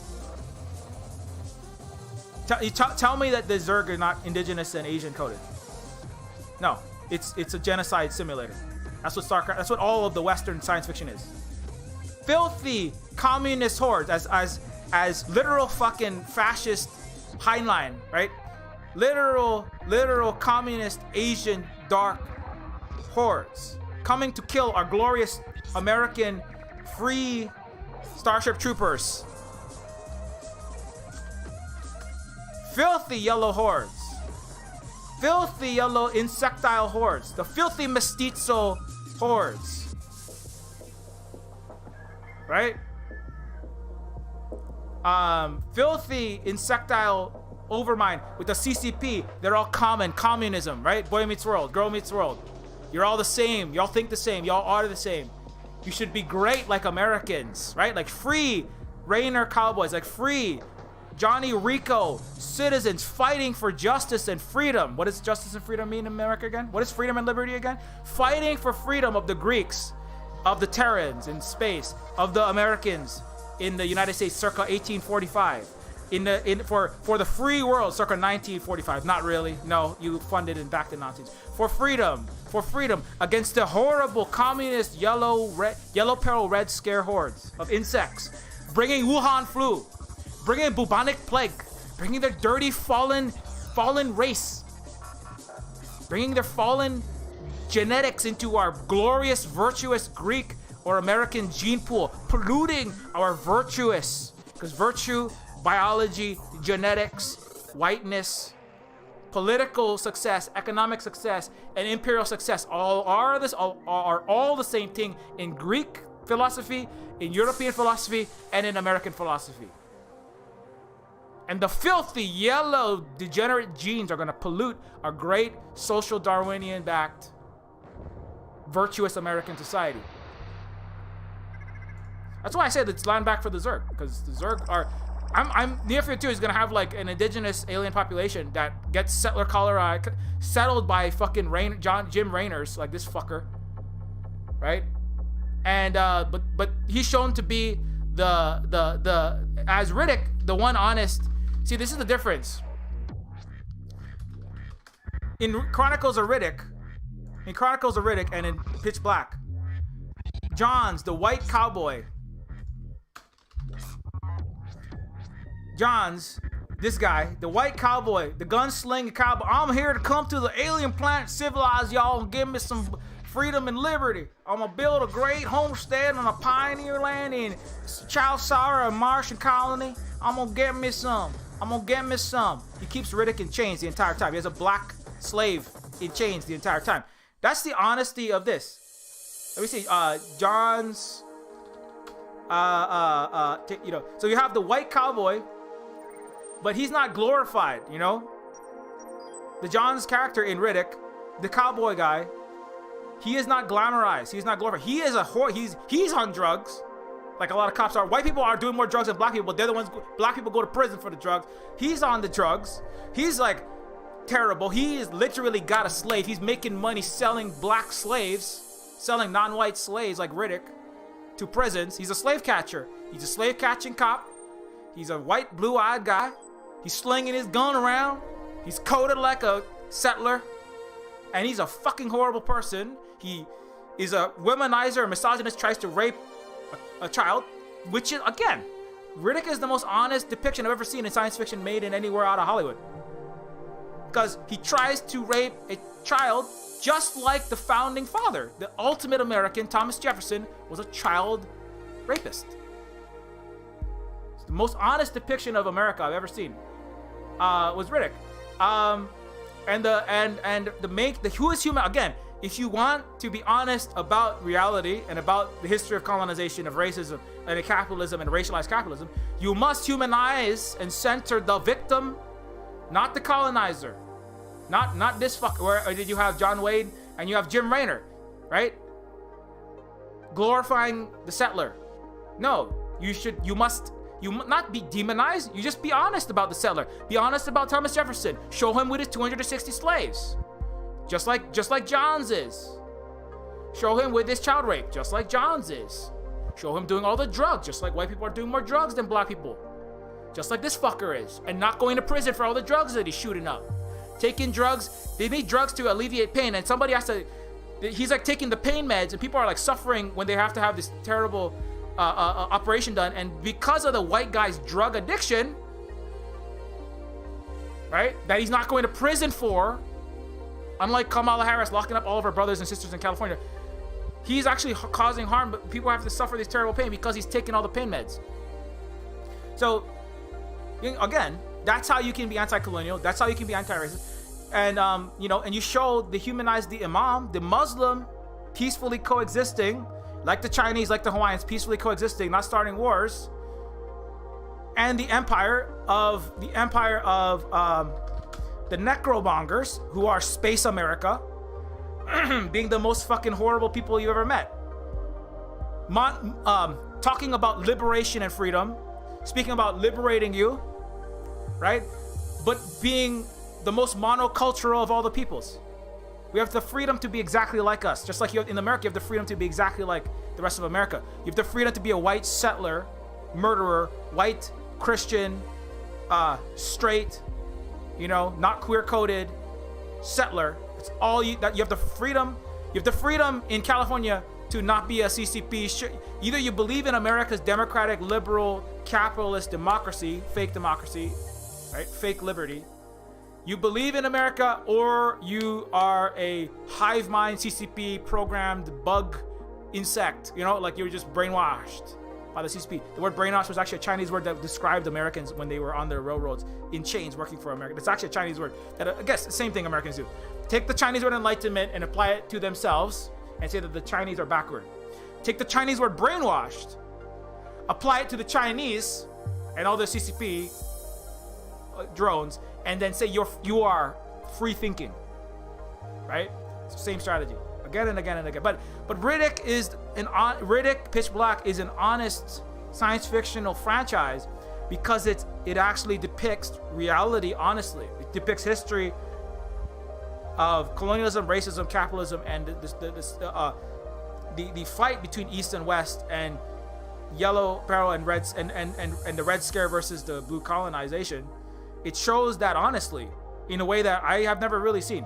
StarCraft doesn't do it. Starship Troopers does do it. George Lucas pretended to do it, but then he fucking didn't do it. He just doubled down and made billions of dollars working for the U.S. military industrial complex. He still doesn't do it. It's a very small number of these things. Riddick is one because it was a big Hollywood movie, millions upon millions of dollars put into it. Of course, you could have smaller books and like essays, of course, that talk about this stuff, and streams and podcasts, but big funded Hollywood movies with A-list stars is the only one I can think of. You got Sorry to Bother You made by a black communist, but that's very rare, District 9 was another one that wasn't too bad, District 9, but it was again funded by it wasn't Hollywood. It wasn't the military industrial complex. It was basically, what's his name? The Lord of the Rings director said, hey, Sholto Copley and Neil Blomkamp, you go make whatever you want to make. And that District 9 is a show that humanized the African people it actually dealt with what the West and it does to all of its apartheid, what it does to refugees, which is what? Treat them like garbage, right? What does Europe do to refugees coming from Africa, right? Shoot them down in the ocean with Lawrence Southern, praising God after watching dozens of people fleeing wars caused by the West to drown in the sea. So anyway, there's only a small handful of these that are really out there. John Carpenter movies, but extremely low budget. They live very good in a lot of ways, but it's very hard to find these. Because why? Because these are games, movies, TV shows made in the Empire that back the ongoing colonization, that back Yellow. Today, they have to back Yellow Peril, Red Scare, or be neutral, which is siding with the oppressor. And so, anyways, but this is very important. This idea of the Asians as sick, as bringing a plague. That's why the Chinatowns were burned, right? So I'm gonna end with this. I'm gonna go back to this Chinatown because it's almost time to leave. It's very late. Where was my Chinatown massacre one? Okay. So this is an image from the Hawaii archives. Fumigation shower in Honolulu, circa 1900, Hawaii State Archives. So not knowing what we know about the Asian peril, the yellow peril, about the anti-Asian racism, the lying about the Chinese civilization that was more progressive economically, socially, politically than the United States, and then demonizing the Chinese, right? Under white settler colonialism in America. White settler colonial capitalism. The board imposed a strict quarantine on Chinatown, ordered the National Guard to enforce confinement at the point of bayonet. Despite its name, Honolulu's Chinatown at the turn of the 20th century was a mixed neighborhood of almost exclusively non-white residents. Between 6,000 and 10,000 Chinese, Japanese, and Kanaka, the native Hawaiian, lived and worked there. Citizen Sanitary Commission. They give just like the word freedom in America, right? Which means the freedom for white guys to crush and colonize and benefit from the essential work of slaves. The Citizen Sanitary Commission. That's a very nice sentence to talk about the Genocide Commission, entrusted with oversight and the racism and burning and disenfranchisement of non-white people, Asian and Pacific Islanders. Entrusted with oversight of the health of the Hawaii Chinatown residents by the Board of Health, sent Kanaka, Chinese, and Japanese residents from the areas in the district deemed infected to a disinfection station before moving them to a quarantine station. At the disinfection station, all men, women, and children were stripped naked, sent to fumigation shower, and endured an intimate physical inspection at plain sight. There's a scene in Riddick, Escape from Butcher's Bay, that shows how the stripping of prisoners, stripping and then washing and forced nudity and forced kind of washing is about humiliation. And I was thinking about that when I was reading this, and it's like, yeah, that's very important. So it's part of that is about reinforcing in the slave driver, also known as prison guard. Cops are slave catchers in 2021 for America. Courts are slave auction houses. $1 million for 10,000 slaves. That's what you can get. A judge in America took $1 million from the prison corporations to mass incarcerate and over sentence 12 to 18-year-old black men or black boys, at a juvenile facility. So, courts are prison auction houses. Cops are slave catchers. They still are. Courts are slave auction sites. Judges make money selling slaves, and licensed to slave. That's what a law degree is in America. And the prison and prison guards are the slave drivers. Right? Somebody has to watch all the slaves that are making the Whole Foods vegan and non-vegan cheese. You know what I'm saying? They ain't gonna make the cheese. The black slave ain't gonna whip himself. You know what I'm saying? They ain't gonna put out the Amazon wildfire. They're not gonna put out the wildfire coming for George Lucas's Marin County, the black slave. You gotta make sure nobody run away. When the school bus full of black children, school bus to school prison pipeline, when they get off of that Californian San Quentin black prisons bus, and they put out that wildfire for Taylor Swift, for Harrison Ford, all these rich Californians, for Elon Musk, so don't burn down his Tesla factory and his giant Millennium Falcon shaped cubicle and his Laura Croft 300-foot tall statue because he likes Laura Croft's titties. I mean, whatever. No king shaming, but I mean, rectilinear butt and trapezoid pyramid boob. I mean, I don't know, it's kind of weird. But anyways, that's why he makes his Cybertruck shaped like that. But anyways, so when Elon Musk needs his prisoners, he calls up the prison drivers. They're called the warden that owns the prison slave. The warden is the plantation owner, and then the whip crackers are all of the prison guards, who make sure the prisoners get on the bus. They keep them in chain, get them out, get them the fire hose, keep them in chains, make sure they don't run away. Put out Elon Musk's fire, put the fire out, die in the fire. When the blaze comes, like backdraft 60 miles an hour, incinerating their flesh at 1,000 degrees. It's okay. Well, we lost 10 slaves, but we still got 2,000 more. Where that came from? Oh no, we lost a quarter of our slaves to COVID-19 in San Quentin. Oh shit, call up Jim Raynor and get him to capture some more slaves. Let's call up Kamala and Biden, capture some more slaves. Hey, let's get LAPD, get some more slaves.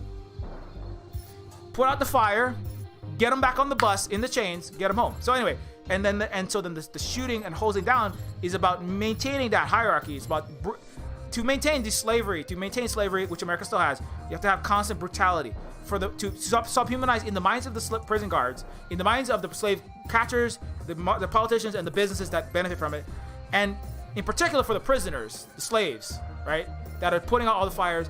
Mechanically separating the vegan and whole vegan cheese. People that are putting together Fruit of the Loom's underwear, right? People that are taking a John Deere tractor made in China and then putting a Made in America sticker on it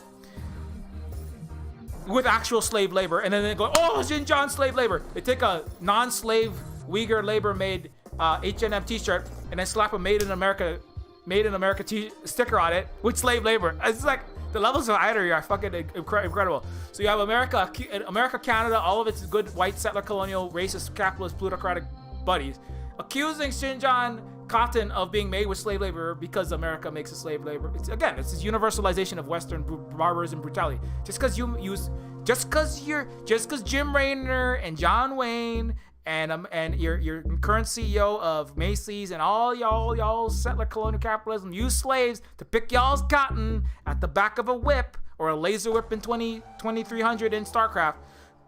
Just because you made all of that slave labor cotton, that doesn't mean that they do that over there. It'd be like saying, the Hawaiians, they must have slave labor to make all of their aloha shirts. Well, we didn't make the aloha shirts. That's a settler colonial appropriation of Hawaiian and Filipino culture to make money for rich capitalist businesses.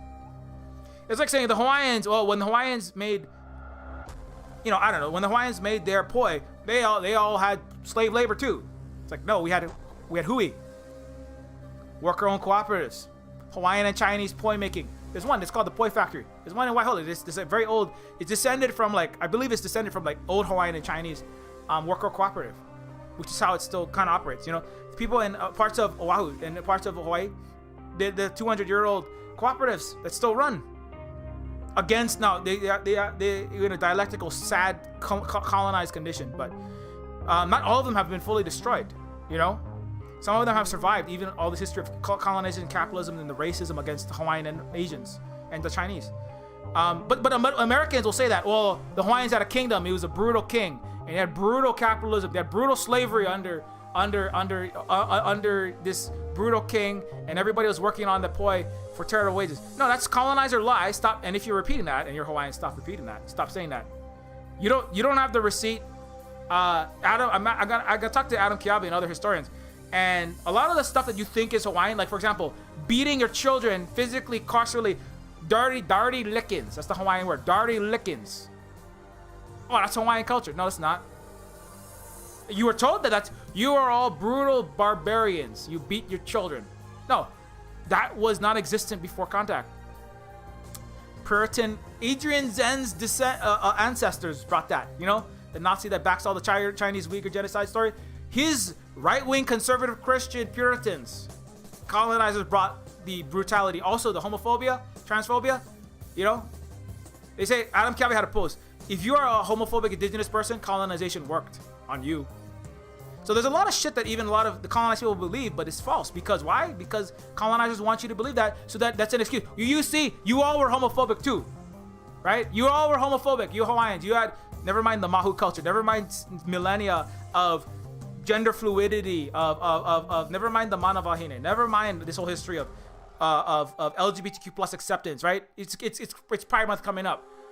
Hawaiians have had Pride there hasn't have to be a Pride Month because every year and all the time is Pride. This is America. America has to have Black History Month. We care about Black People Month. We care about Asian Month. We care about LGBTQ plus month.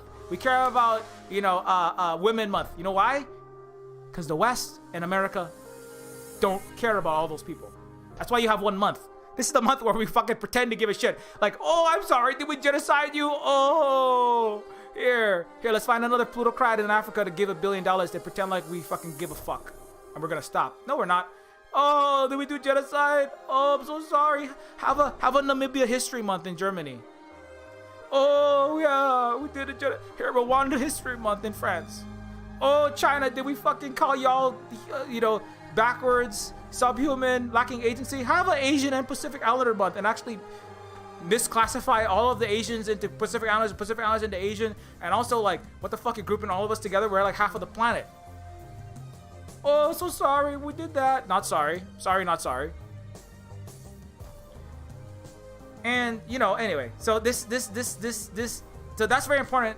If you are Hawaiian, you're saying shit like, we had slaves, don't stop saying that shit.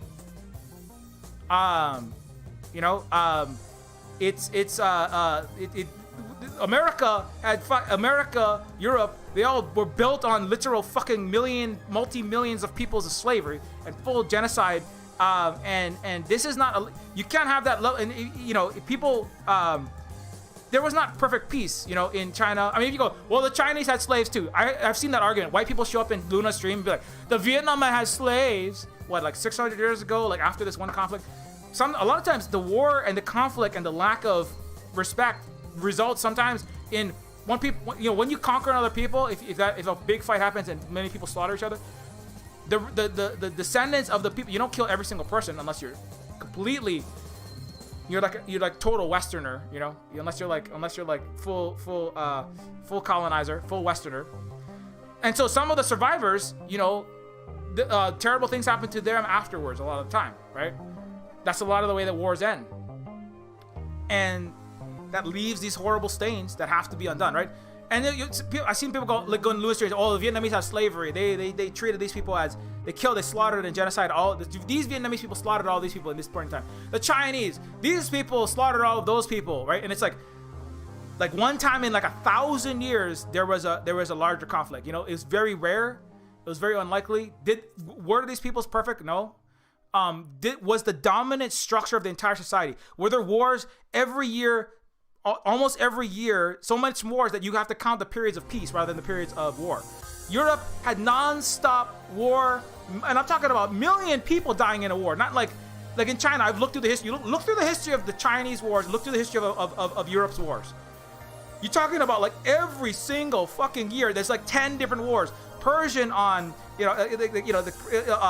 Ottomans on the Europeans, Catholic on Protestant, French on British on Spanish on British, Spanish on Italy versus the Central Europe, the Prussians versus everyone else, Sweden, Upper Scandinavia versus Lower Europe. I mean, this is non-stop, non-fucking stop, needless slaughter, and then slavery and genocide on top of all this kind of stuff, and then starvation and famine and death. And then you look at China, it's like Mongolians try to come in, other people try to encroach, and we build a wall. Skirmish. Like, just the numbers are like in the hundreds, maybe thousands. It's tiny numbers of people because they like, well, we need to stop conflict. We need to resolve conflict. We need to build peace. Don't build war. Like that's Chinese. That's why like there's an East-West Center in Hawaii. It's about peace studies. America doesn't study peace. The West doesn't start. Europe don't study peace. Europe only narrative that Europe can come up with is fucking planetary. When the West goes interstellar, it is not a coincidence that the only thing that it can come up with to do in the entire Milky Way fucking galaxy is to conquer, to kill, to go from Char Sara to Tatooine to fucking Alpha Centauri to every fucking planet, kill everything, and the things that are there, they want to kill us, and we want to kill them, and then it's the next game, and then we're done killing you. Okay, well let's make a new enemy over there. Oh, there's Space Europe. It's called Protoss. And they have this backwards hereditary civilization and the Kala, and they had the Eon of Strife, and they're all very snobbish assholes with psionic powers and Psyblades. They're like Wolverine space monk wizards from fucking Lord of the Rings, slicing up. Oh, my good old America cowboy, freedom, good, man. I'm gonna come shoot you with my gun. Get some of this. Oh, yeah, get some.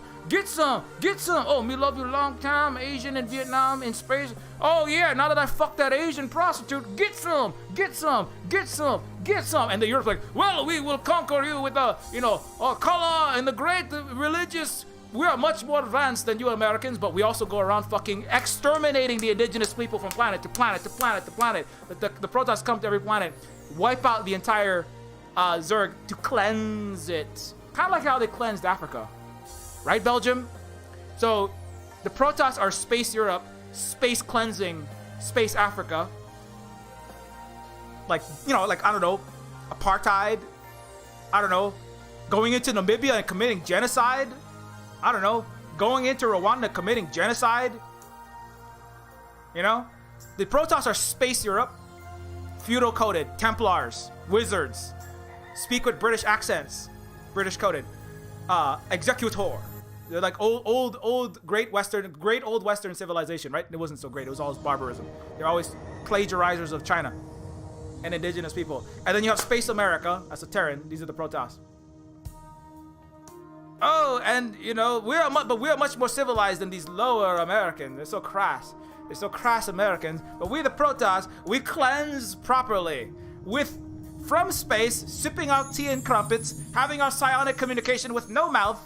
We do not eat like you like these simpletons, these lower class nouveau riche Americans in the space colonization. We hover in great motherships and then shoot down ion cannons to wipe off the filth of China, of Africa from above. We commit genocide by burning and scouring the entire wasteland. Not like these filthy little settlers. You just wanted to settle. You just went to America so you could try to be European. You little rebels. I'm American. I'm gonna get my freedom. I'm gonna kill me some indigenous people and build me some wealth so I can be a European king. I mean, billionaire. Come on, get some. Get some. Also, and everybody that we get, they're filthy, degenerate hordes of insects.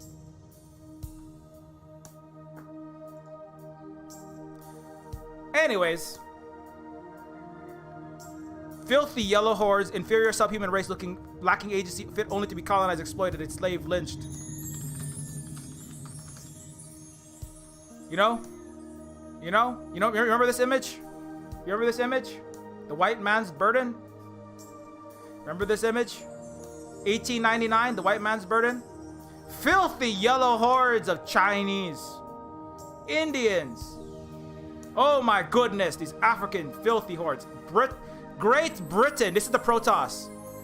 The Great Protoss Britain, properly civilizing them by cleansing them from the earth. The Indians deserve the 27 million death and famine. Right? That's Winston Churchill, a progressive of his Western time. America, following Britain, not quite. They're little upstart Europeans. I mean, better than Africans, but they just want to be Europeans. Bringing Cuba, Hawaii, right? All the dark peoples from what? From oppression, barbarism, ignorance, superstition, brutality, vice, towards civilization, towards what is that word over there? What is that word over there? What's this word? Enlightenment? Is that enlightenment? Enlightenment is an Asian word. You fucking hypocrites. Anyway.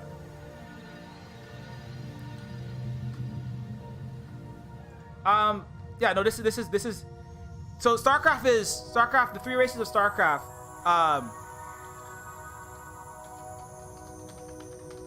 So the three races of StarCraft are the Zerg. Also, it's a dragon lady. That's who Kerrigan is. It's a dragon lady, of course. It's a woman. Of course, it's a woman because it's chauvinist, patriarchal, Western hellscape. If women ever get empowered, then we're all fucking screwed. I mean, if you ever have equality of the genders in a matriarchal society, yeah, you are screwed. As the Hawaiians had gender equality, that's the thing. The women were very much, and also not just women, also Mahu and the third gender or non-binary people were very extremely revered. And that's why I think that's part of why it's the evil female Asian dark indigenous brown barbarian sickness versus the great white America and ancient hyper civilized Europe. That's the story of StarCraft. Those are the three races. The three races, these three races, these three races, the human, the Protoss, and the Zerg. The human are the American, the Protoss are the European, and the Zerg is the Asian and the indigenous and the black and everyone else. This is just it makes sense. I understand why some white fucking producers at Blizzard wrote this. Not because they particularly were like, you know what? I want to make a super racist, super colonialist, super fucked up narrative about going to another planet, slaughtering everything, coding everything like a cowboy, and coding everything that's indigenous like a fucking insect. No, they didn't think about that. They were just following the legacy of the West, which is this. Right? This is human, Protoss, the Zerg are in these baskets. This is the legacy of the West. Human, human, Protoss, Zerg. American, European, indigenous, and everyone else. Civilization. That's the story of the three races. And that's what I think. I mean, I could be wrong. I mean, but that's what I'm seeing when I play the game. There is one particular one where they literally say it don't look natural. It don't look natural. What them Zerg did to that building, it don't look natural. Burn it. Kind of like what they did to Chinatown. You know? Kind of like what they did to Chinatown. Back to Hawaii. White guards watched the Chinatown evacuees being processed in this brutal and dehumanizing manner. Merchants and residents alike suffered extensive losses for any valuables, goods, furniture, clothing, and all other belongings that they felt left behind or had been taken away at the disinfection stations that were never returned, as they were pilfered, damaged, or simply perished. The burning of Chinatowns include San Francisco, in Washington, in Oregon, many Chinatowns. Who died in that? Good luck trying to finding the bones of all of the dead Chinese, Japanese, and other people, because they're all the same to white Westerners. If you ever find the bones, the chances of finding it are like the chances of finding 215 dead indigenous people's bones in a Canadian school. Who knows how many were actually killed? Thousands of Chinese dead bodies found at the base of former railroad construction sites in canyons. Now, how about the unmarked grave? How about the ones where they hid them properly? It's just incompetent genocide. You want to commit genocide, hide the bodies. You know, King Leopold and Hitler, they were just incompetent. Belgium is 10 million. You didn't hide the bodies properly. See, America, Canada, UK, they hide the bodies better. The illegal occupation of Hawaii, you know, they probably should have hid these pictures better. I don't know why you got these pictures out. Showing your white, racist, fucking forcing us to shower and then burning us alive. We're gonna get to the fun part where white people burned Hawaiian and Chinese alive in 1900. In 1900. So you're gonna get to the fun part. On New Year's Eve, 2 weeks after the death of Yu Chang, Board of Health moved to rarely use controlled burnings of a whole block of homes and shops to try to remove the plague-rated section. However, swept up strong winds. Swept up by strong winds. Also, it's important to note, there were white people that are infected. They did not burn the white houses. What do we know about Europeans and their sanitary procedures? What do we know about Americans and white Westerners and their ability to social distance? What do we know about them now? What do we know about the US COVID numbers? 33 million. Who was not wearing masks? White people disproportionately not wearing masks. Who is not social distancing? Richer, whiter people and countries disproportionately not social distancing, which is why the US and Europe and Canada and all these other places have the highest COVID-19 in the planet. US, still 640. You're not even close to done. You got your vaccines and you're hoarding them in vaccine party. You're still not close. You still got fucking 500,000 people dying every day. Even with your vaccine apartheid, still refuse to sell, talking about but still refusing to give. Oh, we're so sorry, Africa. Did we hold the vaccines for Bill Gates and our billionaire Pfizer CEO? Oh my God. Here, let us pretend. Oh, we're not really gonna give it. Here, let's pretend like we're gonna give you something. Oh, look at no, because we still gotta give Bill Gates money, and we still gotta give Pfizer money. We still gotta give the pharmaceutical companies money, because that's what we are. You know, that's who we are. What do we know about the Westerners? Ability to handle COVID-19. What do we know about it? Let's look at Europe. Europe's still full of fucking cases. Let's look at China. Let's look at China. COVID-19. Talking about plague. Let's talk about some fucking plague. China's COVID-19. 1.4 billion people, 4,636 deaths, 91,000 cases. There were days in America in December where there were, 300,000? I forget the maximum peak COVID cases one day US. It was like 184,000, 299,000, 300,000 cases in one day. There were days in the United States where you had more cases in one single day. You had 3 times the cases in one day in the United States as every case in the history of China of COVID-19. The US total deaths is, speaking of, the US has had in total 594,000 deaths. You have 1/4 of the population of China, 594,000 deaths. That would be the equivalent of, that's like the equivalent of approximately 2 million deaths in China, right? 2 million deaths in China. They have only 4,000. It's literally, you're looking at 200 times less deaths. Basically non-existent. China, they didn't need the vaccine because they were so good at practicing actual sanitary procedures. The cultures that haven't changed. Now contrast that with this. Right? The Chinese, filthy, backward, unsanitary. This is all propaganda. The people who don't wash their hands, the people who spread plagues are Americans, they are Westerners. Disproportionately white guys. The ones who still refuse to mask, still refuse to distance, fucking assault people who asked them to mask on planes. The flight attendant union had a huge an outrage because one of the flight attendants on a plane had her teeth smashed out because one of the people on the flight refused to mask.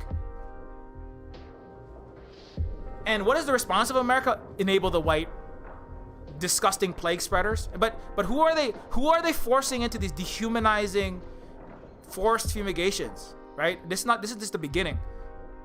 Who is being forced? Who is having their entire their houses and their businesses burnt to ash? Not the white people who are actually spreading a lot of this shit. No, it's the Hawaiians, it's the Chinese, it's the Asians, and the Pacific Islanders. On New Year's Eve, 2 weeks after the death of Yu Chang, the Board of Health moved to rarely used controlled burnings. These are all euphemisms. This is not rarely used controlled burnings. This is intentional arson and destruction of Asian and Pacific Islander businesses and property to the benefit of white businesses and white people. And they intentionally burned the whole block because there were white people who had it, but they didn't burn none of their houses. To try to remove the quote-unquote the plague-rated sections of Chinatown. On January 20th, the board proceeded to conduct the burning of yet another block. However, swept up by strong winds, the blaze roared out of control, spread throughout the district all the way to the wharf, raising 1/5 of the buildings. People in Chinatown ran for their lives, but they were horrified to discover they were not allowed to leave the inferno. They were not allowed to leave the area during the inferno. Guards, police officers, and white citizens, all armed. Who was it? Police? White citizens. All armed. Forced anyone trying to escape back into the quarantine zone. This is a nice way to say they burned alive Chinese people and Hawaiian people and Japanese people and Asian and Pacific Islanders were murdered. They were incinerated. Let that sink in. This is 100 years ago in Hawaii. They incinerated their homes and the people at bayonet point. Did they record how many people died? Of course not. These are, again, remember, who are these people? These are zerglings. These are filthy pests. These Hawaiian, these Chinese, they are filthy, subhuman, despotic insects. They all operate under a hive mind, and they're full of bubonic plague, and they're full of Wuhan flu. They're full of bat pestilence. They eat bats. They eat lizards. They're all sick. Why would we count we don't count the bodies of roaches that we killed in a bug bomb, and we don't count the bodies of Chinese and Hawaiians that we killed in the incineration and the cleansing of Chinatown. This is what Jim Raynor does in the beginning of StarCraft.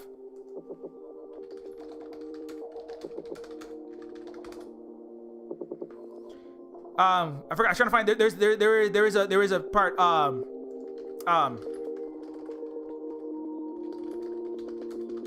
He says, it ain't natural. It ain't, whatever it is, it ain't natural. Burn it, boys. Burn it. Whatever this Zerg shit is, I don't know what these engines are. I don't know what this Chinaman is. It ain't natural. Alright? Burn it. Alright, John Wayne? Okay? Alright, John Wayne? Okay? Okay, Johns? Okay, America, I don't know what this Vietnam is. I don't know what this socialism is. Burn it with Agent Orange and fire. Burn it to the ground. All million of them monkey. I don't know what they're doing down there. It ain't natural. Burn it. Burn that yellow peril. Burn that red scare. Incinerate them jungle. Burn them rice paddies. Shoot them. Get some. Get some. Get some. Shoot them down in them rice paddies. These bugs, they ain't natural. You gotta burn it. I love the smell of napalm in the morning. You gotta burn it. Burn it out. Burn the Chinamen out of my town. Burn them yellow people out of my town. All right, I don't want to see one of them insects standing. Get them out of my organ, out of my ethno state. Burn them, maybe burn them. Anyway, yeah. Anyways, you know, no, but that's who the West is. You know, when you hear the accent and that accent says freedom, you know what it means. That's what it means. It means it's time to burn them. It's time to burn all these people. That's what this guy is doing. That's what this guy is doing. Get ready to burn the Maori out of New Zealand. Don't be working with the Chinese. We gotta burn all of you out of this planet. No. Feel the rage. Feel the disgust. That's what you should feel. If you are watching a science fiction show, you're reading a book, and you are not feeling fucking sick, you are lying about history. The writer is lying, the director is lying, the actors are lying, and you are living in a fucking escapist colonizer. That's why you cannot have, that's why the earth cannot have nice things like a breathable atmosphere, is because America's president wants to burn China with nuclear weapons sold by ASPI and the military industrial complex. Feel it. That's who you are when you say I'm a white person. That's who you are. This is not an intellectual exercise. This is the existence of the human race and lots of other peoples, and indigenous and animals and plants. That's why I made Neofeud, because your Western barbarous shithole society and your capitalism can't make a functioning fucking fiction, video game, or non-fiction that says anything. You're all useless, with the exception of maybe Vin Diesel. You are abject, permanent liars. Your media lies, your science fiction lies. You pretend like you're saying a nice thing, and then you commit more genocide. And all of the people that made the media are fucking billionaires like George Lucas, who has slaves in California prisons putting out his fucking wildfires.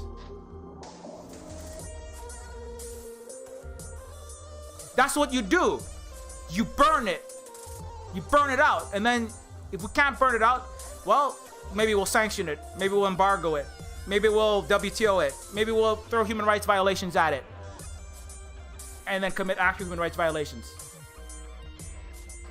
No, that's what you did to Hawaiians. And I mean, when I say you, I mean, are you white? Why are you still, why are you not trying to destroy whiteness?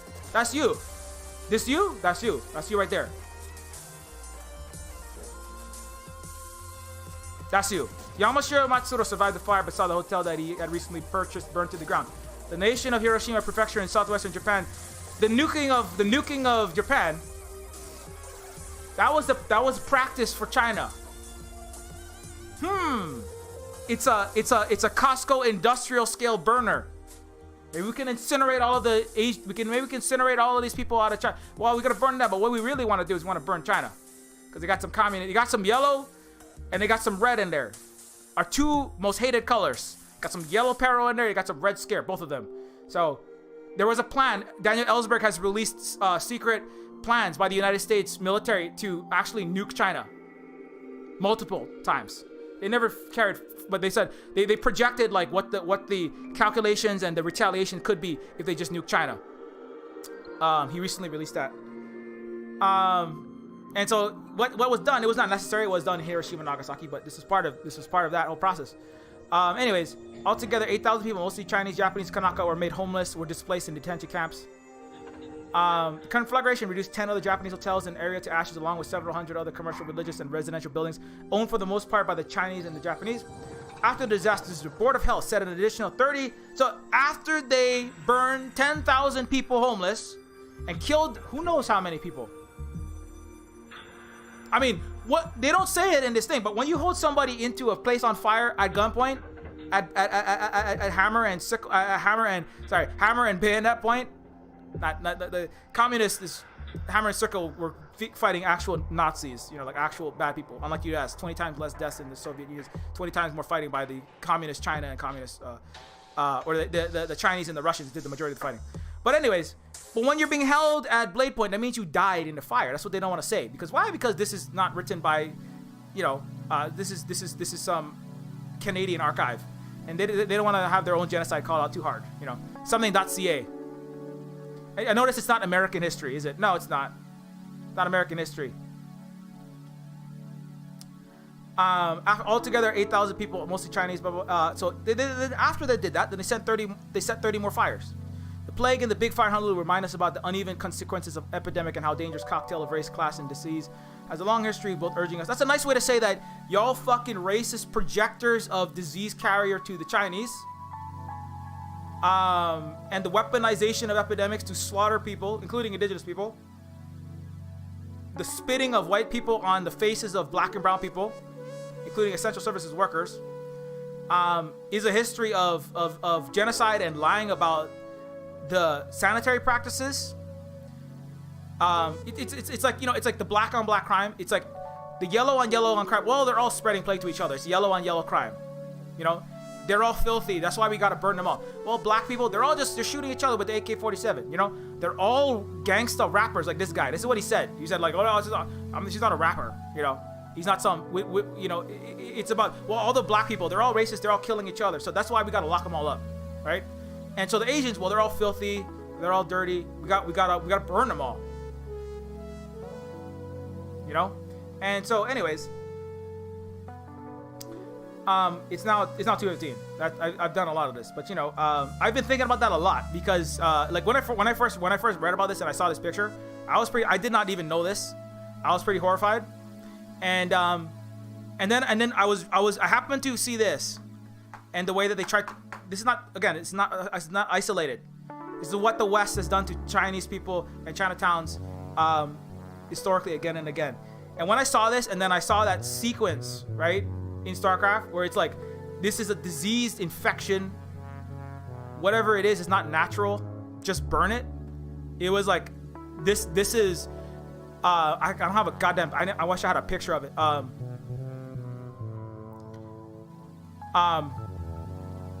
don't have the picture of it. Whatever it is, it ain't natural. Yeah, it's like, Captain Raider, I finished scouting the area. You pig. Where is it? It's right down here. So they come to an area in their settler colonizer area. What the hell did they do to that command center? Good to see you, boys. Time to kick some butt. What the hell did they do to that command center? They're all saying it in a southern accent. Whatever it is, it ain't natural. Burn it, boys. You know? And I was like obviously it's not a story about the burning of Chinatown, but this is historically in the history of the West. The you know, this is not, it's not a one-to-one, but it permeates the culture so much that nobody can tell where it originated in the echo chamber of Western culture, right? That's the strategy of the alphabet soup, you know, the actual ruling class in the intelligence agencies of the United States, right? The world is a machine. You put it out into 80 newspapers, 100 radio stations across the world. Everybody's just saying, Uyghur genocide, Uyghur genocide, Uyghur genocide, Uyghur genocide. You can't tell where it originated, right? You're just like, communism is evil. You know, you propagate this. Vietnam is an important war for our liberty. You propagate yellow cake. Weapons of mass destruction. We gotta go to Iraq. Who knows where it originated? You can't tell. Everyone's saying in academia, in the professional world, in the political world, in the business world, in the kitchen table, in the you know, $20 for a, you know, cinnamon chai dolce Captain America latte. We could genocide. You know, in the right wing, we could genocide. You know, in the, you know, every community, the kids are like, hey, Jenny, we could genocide. You're learning about, you know, everybody is repeating the lie, and then you don't know where it's come from, right? And so I don't think it's something that's really against specifically these creators of Blizzard. It just so permeates the culture, right? That it's come to be accepted truth, kind of like in Europe, right? The last one, I want to try to actually get that receipt for where Karl Marx. Again, this is not a specific attack only on StarCraft.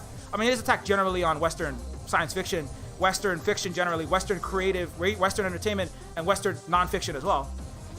But it's more of a realization that this permeates everything you think you know about the world. This racism and this colonial lying, and war propaganda as well. Where is that Karl Marx quote? Karl Marx on China. I think it's right there. Yeah, it's right in this article where he says it. he uses that same trope, the mummy. Yeah, he uses it right here. The isolation that has come. Let me see if I can get that quote right here. Referring to China as a mummy, embalmed mummy. The isolation. This is Karl Marx speaking. Isolation having come to a violent end by the medium of England, dissolution must follow as surely as that of any mummy, carefully preserved in a hermetically sealed coffin, whenever it is brought into contact with the open air.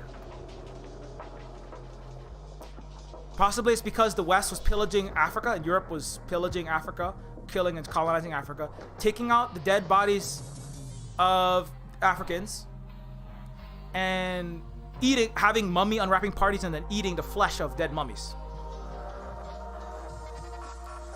Disgusting colonizer activity, but that's why Karl Marx is referencing China as a mummy. But again, he was also steeped in this racism and this colonial history.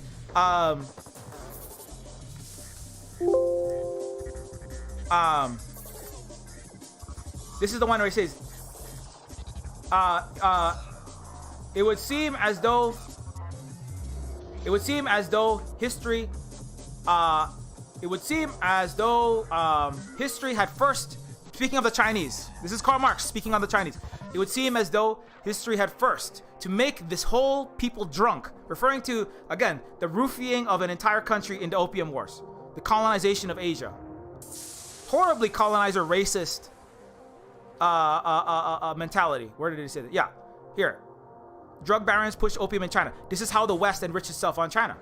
And then Karl Marx is here. It would seem as though the whole country had to fucking get stoned on opium and drunk before it could rouse them out of their hereditary stupidity. That's Karl Marx on China. Not because Karl Marx was bad or you shouldn't understand Marxist-Leninism. The Chinese do. The Vietnamese do. It's an important historical thought. Not the man, but this is also part of killing your phase, killing your ideological oligarchs in a certain sense. You great white beard man, right? Like, there are important contributions to. I would argue that if the Western world hadn't invented capitalism, it would not be necessary to have Karl Marx. It's only descriptions of their economic system, right? And a lot of this is very haphazard and extremely racist. And also, in this progressive idea was still very strong, right? They still deemed these backwards places as uncivilized, barbaric, indigenous people as backwards, despite plagiarizing their ideas and their word enlightenment. But he literally was also steeped in this eugenicist. The Chinese are in their situation because their genes are degenerate. They are genetically stupid. Karl Marx. Again, I mean, it's like that. That's what that's the greater point I'm trying to make. Is if you are a white and you're Western, if you talk to other white people in the West, capitalists, Americans, Canadians, Europeans, all these people, what you have read, what you know, what you understand, the vast majority of it, even the best one is the entertainment, because then it seeps in when you're having popcorn, trying to do some R&R before you go back and work 60 hours a week to pay for your housing, rent, and basic needs, which the Chinese and Hawaiians are meeting without forcing people to work ridiculous hours. You are steeped, just as Marx, just as the StarCraft creators, just as Zack Snyder, obviously, just as all of these thinkers, Horace Greeley, Voltaire, Montesquieu, all your great thinkers, you are steeped in that same whiteness, that colonialism, that racism. You cannot not be. It is the matrix in which you swim. And that's, also why you have to listen to people across the world. I mean, this is speaking to those members of the white. I know I have non-white, Western, and decolonizing. But even if you are non-white, you still, by the history, the fact that you are watching the stream, you speak English. But the fact you speak English, you already have the Stormtrooper language.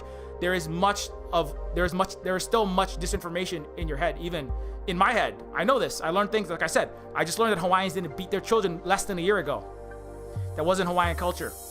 A lot of things that I think were put there by that entire system of disinformation, much of it led now by an intelligence organization that starts with the letter C, not exclusively, but a lot of it, but the ruling class certainly in the West, and we have to undo all of that. And that's why I made the topic of the talk was colonizer simulators in StarCraft. And I know I went off in many directions, and it's already 2:24, so we gotta get off. But anyways,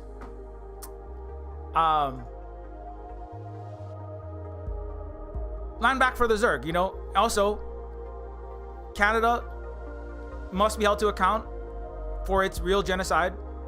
France and Germany apologizing for genocide is not even close to enough. What needs to happen is not Canada, France, and Germany and America are never going to make good. They're never going to stop being Jim Raynor. The Terrans, the Europeans are never going to stop being the Protoss, as I've described them, as highfalutin, feudal, you know, medieval coded genociders. They'll never stop burning the Zerg out. They're never going to stop. They can't. They're showing us that they can't. They can pretend, they can have Human Rights Watch, BBC, but they can't. The US can never, you know, they can't at scale give back. Why? Well, part of it is even their own white countries are full of wealth. They won't have to do. They will, Europe, Canada, Australia, New Zealand, some of them will lose some of their life privileges. There's not going to be as much wealth. Americans, a lot of them, not all of them, but a lot of Americans are going to lose a lot. Now, some Americans will gain some healthcare, some education, but a lot of Americans, and the richest and the ones who run America, they will lose. So Canada, America, these empires will not give back of their own accord. What does that mean for us? Now that's for us, the colonized people of the world, the non-white peoples of the world. What does that mean for us? To get out of the real world colonizer simulation that is Earth right now. It means working as the Maori brave woman has said, it is by abandoning the West in favor of socialist China. I mean, it doesn't mean like, what does that mean? It means like not supporting the West attempts to demonize and divide and its lies about Xinjiang. It means that. It means not backing Western lies. It means directly calling out all of the Western's attack. It means trying to build economic and technological power. Hey, Taika Waititi, make a movie with China. Why are you making it with Hollywood? There's more Chinese audiences in the world than there are in America. I mean, that's a legitimate question. Hey, why, you know, I would love if one day Neofeud could be localized into China. I don't have the money and power to do it, but I know, like, a lot of the best reviews of Neofeud were in Chinese. They're much smarter than any Western. The smartest review I've ever read about Neofeud was in Chinese, and I had it translated. That actually understood the game.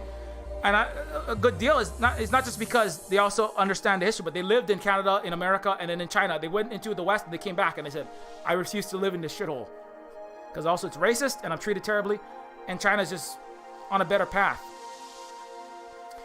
So, no, it's like economically, how can you help resist the imperial United States and start a nuclear war with China with no Cold War? How can we cooperate more economically, politically? You know, that's the question we should be asking. Like this, and this is not just some random individual in Aotearoa. This is a New Zealand politician. Because, you know, I mean, particularly for Pacific Islanders, we are a major fulcrum point. We are a major Achilles heel as the stepping stone to Asia from the West.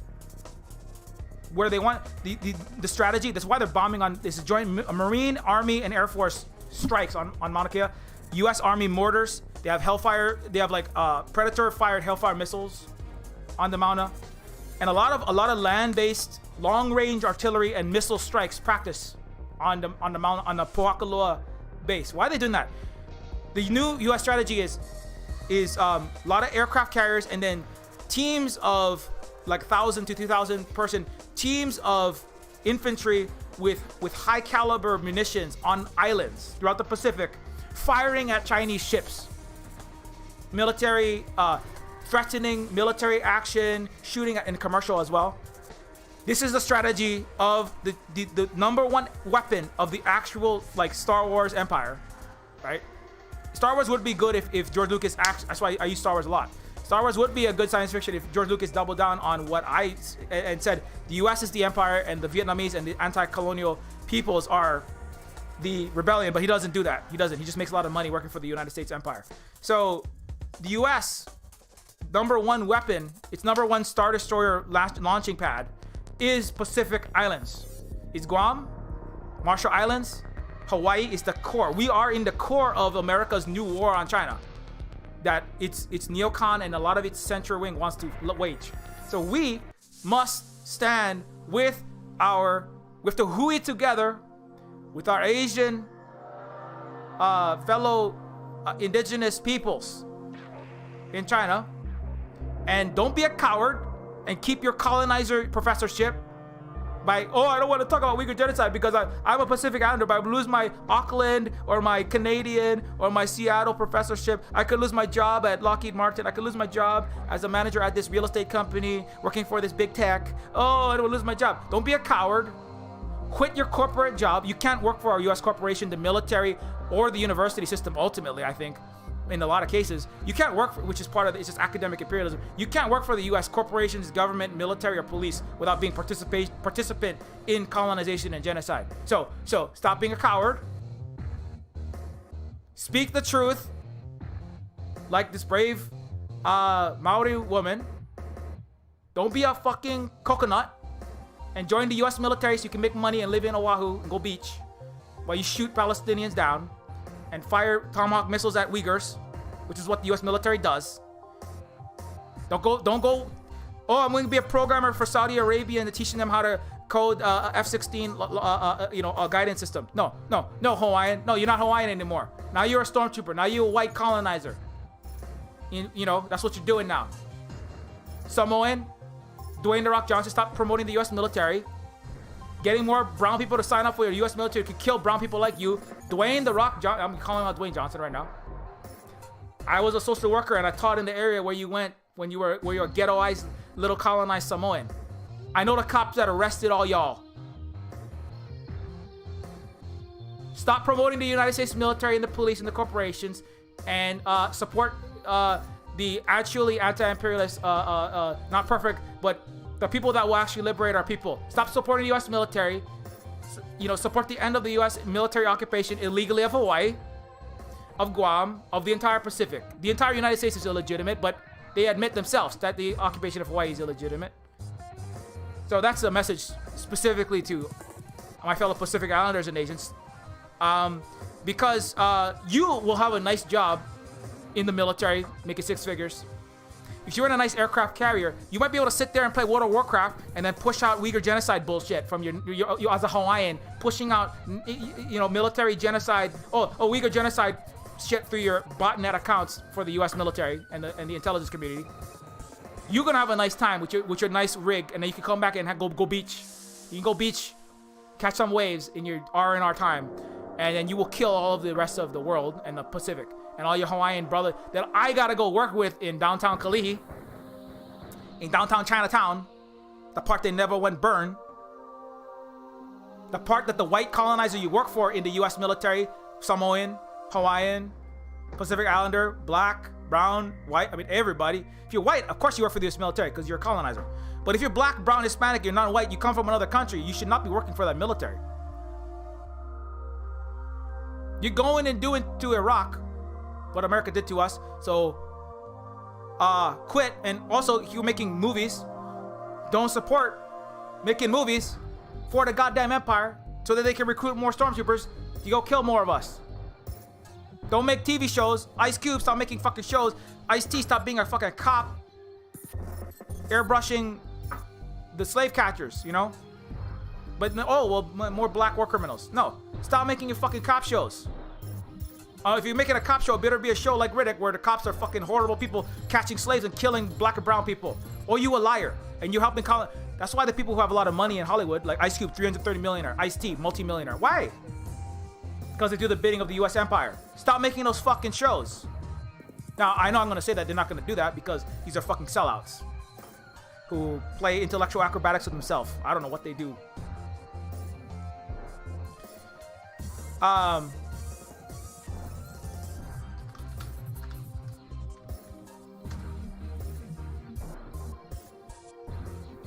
Anyways, so, And again, that's not, like that's I'm not saying that they're bad people, and it's just like, stop, help. Like Kamala Harris, yeah, you're black, you're Asian, you're also locked up. You made millions of dollars in an amazing career, locking up countless numbers of thousands of your fellow black and brown people. So fuck you, you fucking Oreo / Twinkie. I mean, black and Kamala Harris had an Asian and Pacific Islander. What the fuck you care about Asian and Pacific Islanders? Come to Hawaii and free all my. Why don't you free all my community members that are all in your Arizona prison now? Free all the kids that got shot by your cops. Kamala Harris, Asian and Pacific Islander Murder Month, backing the funding of more cops. God damn it. Anyways, Neofeud is a game about all of this. Now it's less direct than what I just did. Video games can not only be, but if you are Marx, I know I threw some shade at Marx, but I mean, again, this doesn't invalidate the history of socialism, of Marxist-Leninism, and the thought, the thought, not the person, the thought, which he did contribute some to critique of capitalism as an economic structure that has been built on by Lenin, by Ho Chi Minh, Mao, etc., and countless other, I would say even more importantly, by countless other non-white thinkers and actual revolutionaries. Marx didn't lead any actual revolutions, by the way, but the line of thinking is important. Neofeud explored, but we have to also be, that's what being dialectical means. It means being like, yeah, that was important. Also, Marx was steeped in colonialism and racism, and it manifested in this form, Neofeud explored the depths that make up our capitalist reality, and I found the game to be a multi-dimensional representation of Marx's Das Kapital. It is received as a labor of love, one that speaks to the cultural references of our generation. So, it is important to recognize that history, because it was Marxist-Leninism that did help to liberate, for example, the Vietnamese. The Hawaiians understood Marxism, anarchism. Kalikoa Ka'eo is one of the important Hawaiian activists. He was the one who was arrested for speaking Hawaiian in 2018. And what is his screen name? Anarchist Nerd Moke. So Hawaiians know the short young history of leftism in the West is anarchism, socialism. And they do help to inform the way that the West operates so that we can prepare for that. But the history of actual mutual aid, of living in real culture and society and civilizations, living the values, right, of socialism and anarchism and communism, those things exist in human societies for thousands of years, and in Hawaii and in China and in Vietnam. And so we have to also recognize that. But yeah, Neofeud is the game. It is on sale. It is a game that you can get for Mac and Linux and PC. If you don't have for Windows. If you don't have Windows, you can get it for Mac and Linux. And Neofeud is also sale there. It is also a game that you have. You don't like digital rights management for whatever reason, you can get it DRM free. You can get it without paying a. You can get it with giving the most revenue to Silver Spook. So you ask, where can I buy the game to support me the most? You can get it on Patreon. Get it on itch.io. You can also support what we do here at the Silver Spook Cooperative, trying to do this education, trying to fight legitimately against Empire, as best as we can, and also trying to house Hawaiians. Okay, so Hawaiians have the worst life expectancy, the worst health outcomes of any ethnic minority, and they're the most likely to be homeless in Hawaii. And so you can help. You want to help some Pacific Islanders? You can become a patron and help us do that. One of them is Positive Synergy, my good friend for a long time, who lives here with us, and we're trying to expand and house more Hawaiians and feed more Hawaiians who are suffering and being forced out of our land to this day. So again, this whole thing of like, oh, that's historical struggle. This is not historical. These struggles are my personal struggles. The burning of Chinatown, this is not, it was very real. Because when I was reading, I was like, these are people and places I know. I worked in that Chinatown area. My main office was in the Chinatown. And that burning and what is still the slow motion burning of food apartheid, food desert, the water that poisons us, they're still burning us down there. There's still burning Pacific Islanders and Asians down there. You know? That's why it was really so real for me when I read that. That's why I kind of like, I don't know. I think I went a little bit overboard on it, but it's also like, you know, like I cried and I felt like throwing up. You know? I was like, oh my god, this is like just like seeing pictures of my own ancestors and people stripped naked, humiliated on false premises, and then burned alive. You know, in an era that I spent a lot of time in. It was too real for me. You know, but you know what? It should be too real for you too. In the light of, anyways, but you can follow us at SilverSpookGames at Octodon.social. At SilverSpookGames at Octodon.social. Mastodon is a decentralized, non-capitalist, controlled, federated social media platform where you can get access to. It's like Twitter, but without a billionaire, massive mega corporation backed by the military-industrial complex in Wall Street, manipulating the timeline, deleting Breonna Taylor's name, removing IS something something EL, removing PA something something STINE. Can't even say that on this platform, apparently. So that doesn't happen on Mastodon. So I recommend anybody who is an activist or anybody else get one, and I hope that one day it has more reach. However, while we can still access the Death Star satellites, you can follow me at SilverSpookGuy. You can follow, this is my personal account where I tweet streams and my viewpoints on things, etc. But you can also follow SilverSpookGames. At SilverSpookGames, minus the Ian Silver, creator of this Neofeud dystopian cyberpunk adventure game, also a native Hawaiian social worker, STEM robotics teacher. And you can learn about the games when the game go on sale. The game is on sale right now, like Neofeud 2, as I'm working on it, and other updates of SilverSpook Games specifically. That's what I spend most of my time working in the week on Neofeud 2, which deals with all the topics I've just been discussing. That's why I'm really going into the StarCraft thing today, because I'm really looking into space, because Neofeud 2 takes place in an interstellar civilization, and a lot of it deals with that kind of you know, because space sci-fi deals with, it is an overlaying of the colonial history and imperial history into space. And so Neofeud 2 is about decolonizing the space. Neofeud 1 is more about decolonizing cyberpunk, or critiquing science fiction of the inside of the internal colonization inside of cities in the West. You know, the unequal urban cities of, you know, New York City, Chicago, Honolulu. And Neofeud 2 goes out from there. Anyways, Terminus Cyberstar is a Deus Ex Total it's based on my Deus Ex Total Conversion Terminus Machina. It is a sequel to it. It is like Deus Ex System Shock 2 3D cyberpunk RPG that I'm currently the lead I'm the content director / lead writer on this game. It is a game that is being made by a handful of folks. It's a game that also deals with, it's set in the same world as Neofeud 2 in an interstellar civilization, heavily inspired by Riddick. I've already had like one franchise that I have some positive things to say up is the Riddick franchise.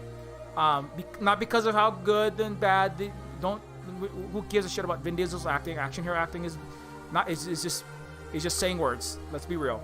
But because of what the world that it communicates. And Terminus Machina's world centers, again, like Neofeud, centers the homeless, centers those at the most impoverished, centers, and in Terminus Cyberstar, set in the world of Neofeud 2, Terminus Cyberstar centers the homeless, the migrants.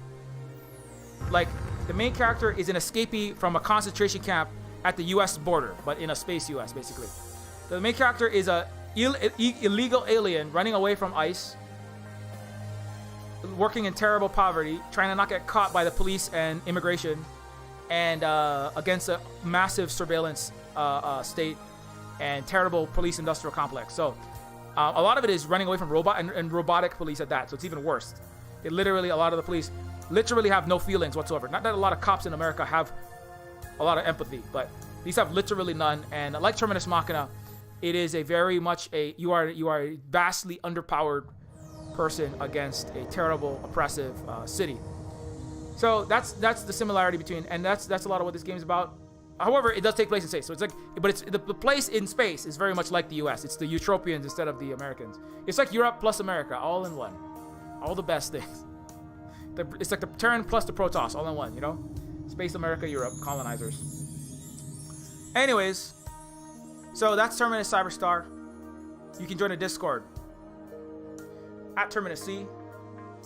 You can also follow at Terminus C, join the Discord. You can also get a access. Oh, wait, I'm sorry. You can get access to the Silver Spook Discord through Patreon if you become a Patreon patron.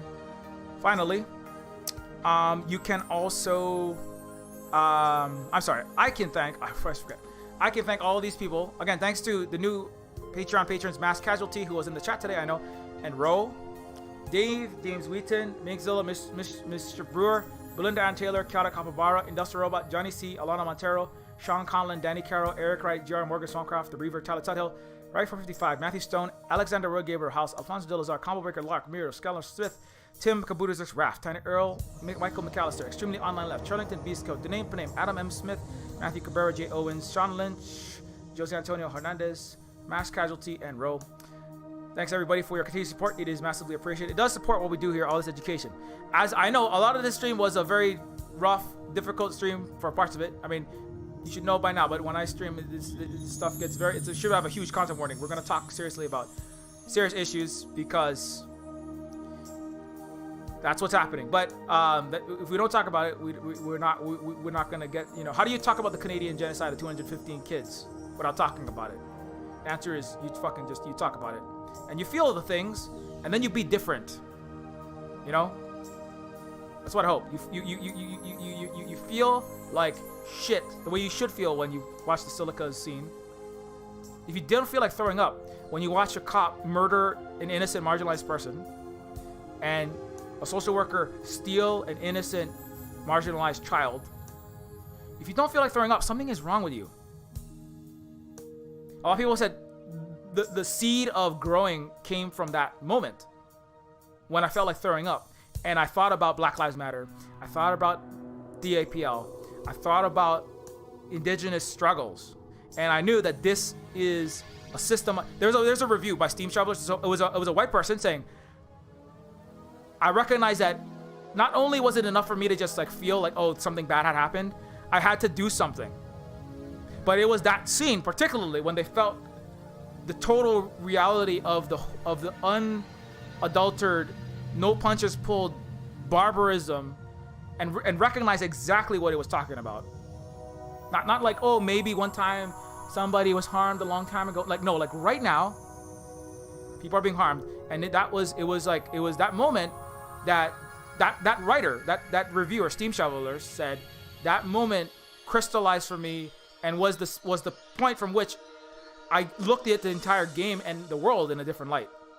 So, you know, sometimes, you know, it's, you know, you gotta reach a critical threshold before you get past the, you know, like water doesn't freeze until it hits a certain point. You know, like the fire doesn't start until it hits a certain temperature.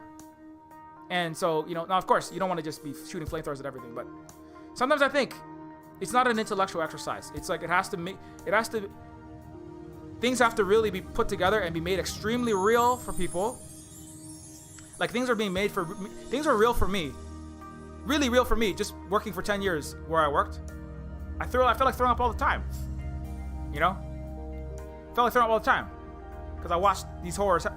You think it's hard hearing about it? Try living through the horror. Try being the person of color. Oh, it's so hard to hear the person of color speak. Try fucking like watching the child get shot. Try getting shot. Try working every day of your life unable to look away from the children being horribly maltreated. You know? So they say, oh, I can't handle this. If every white person says, I can't handle, I'm just gonna go live in fantasy land, then we lose. You know? That's the end. Because, you know, I mean, now, not necessarily, maybe we'll just, you know, unite and fuck all y'all up. But I mean, it would sure help a lot if a lot of white people will go, you know what, I'm here for the end of this failed settler, colonizer, and whiteness shit. You know, it would really help a lot. Make it a lot easier. Less people would suffer and die.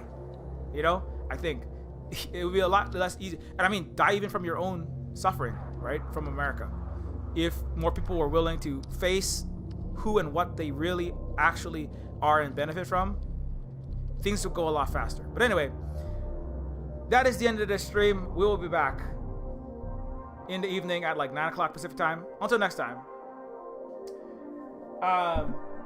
Oh, take it easy, Alana Montero. Take it easy, Mass Casualty. Also, thanks, Alana Montero. Also is one of our Patreon patrons. And also, thanks a lot, Mr. Red.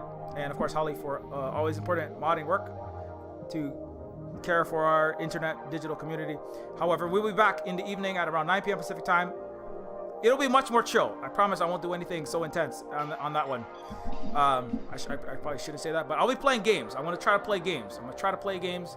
I'm going to play games. All right, take it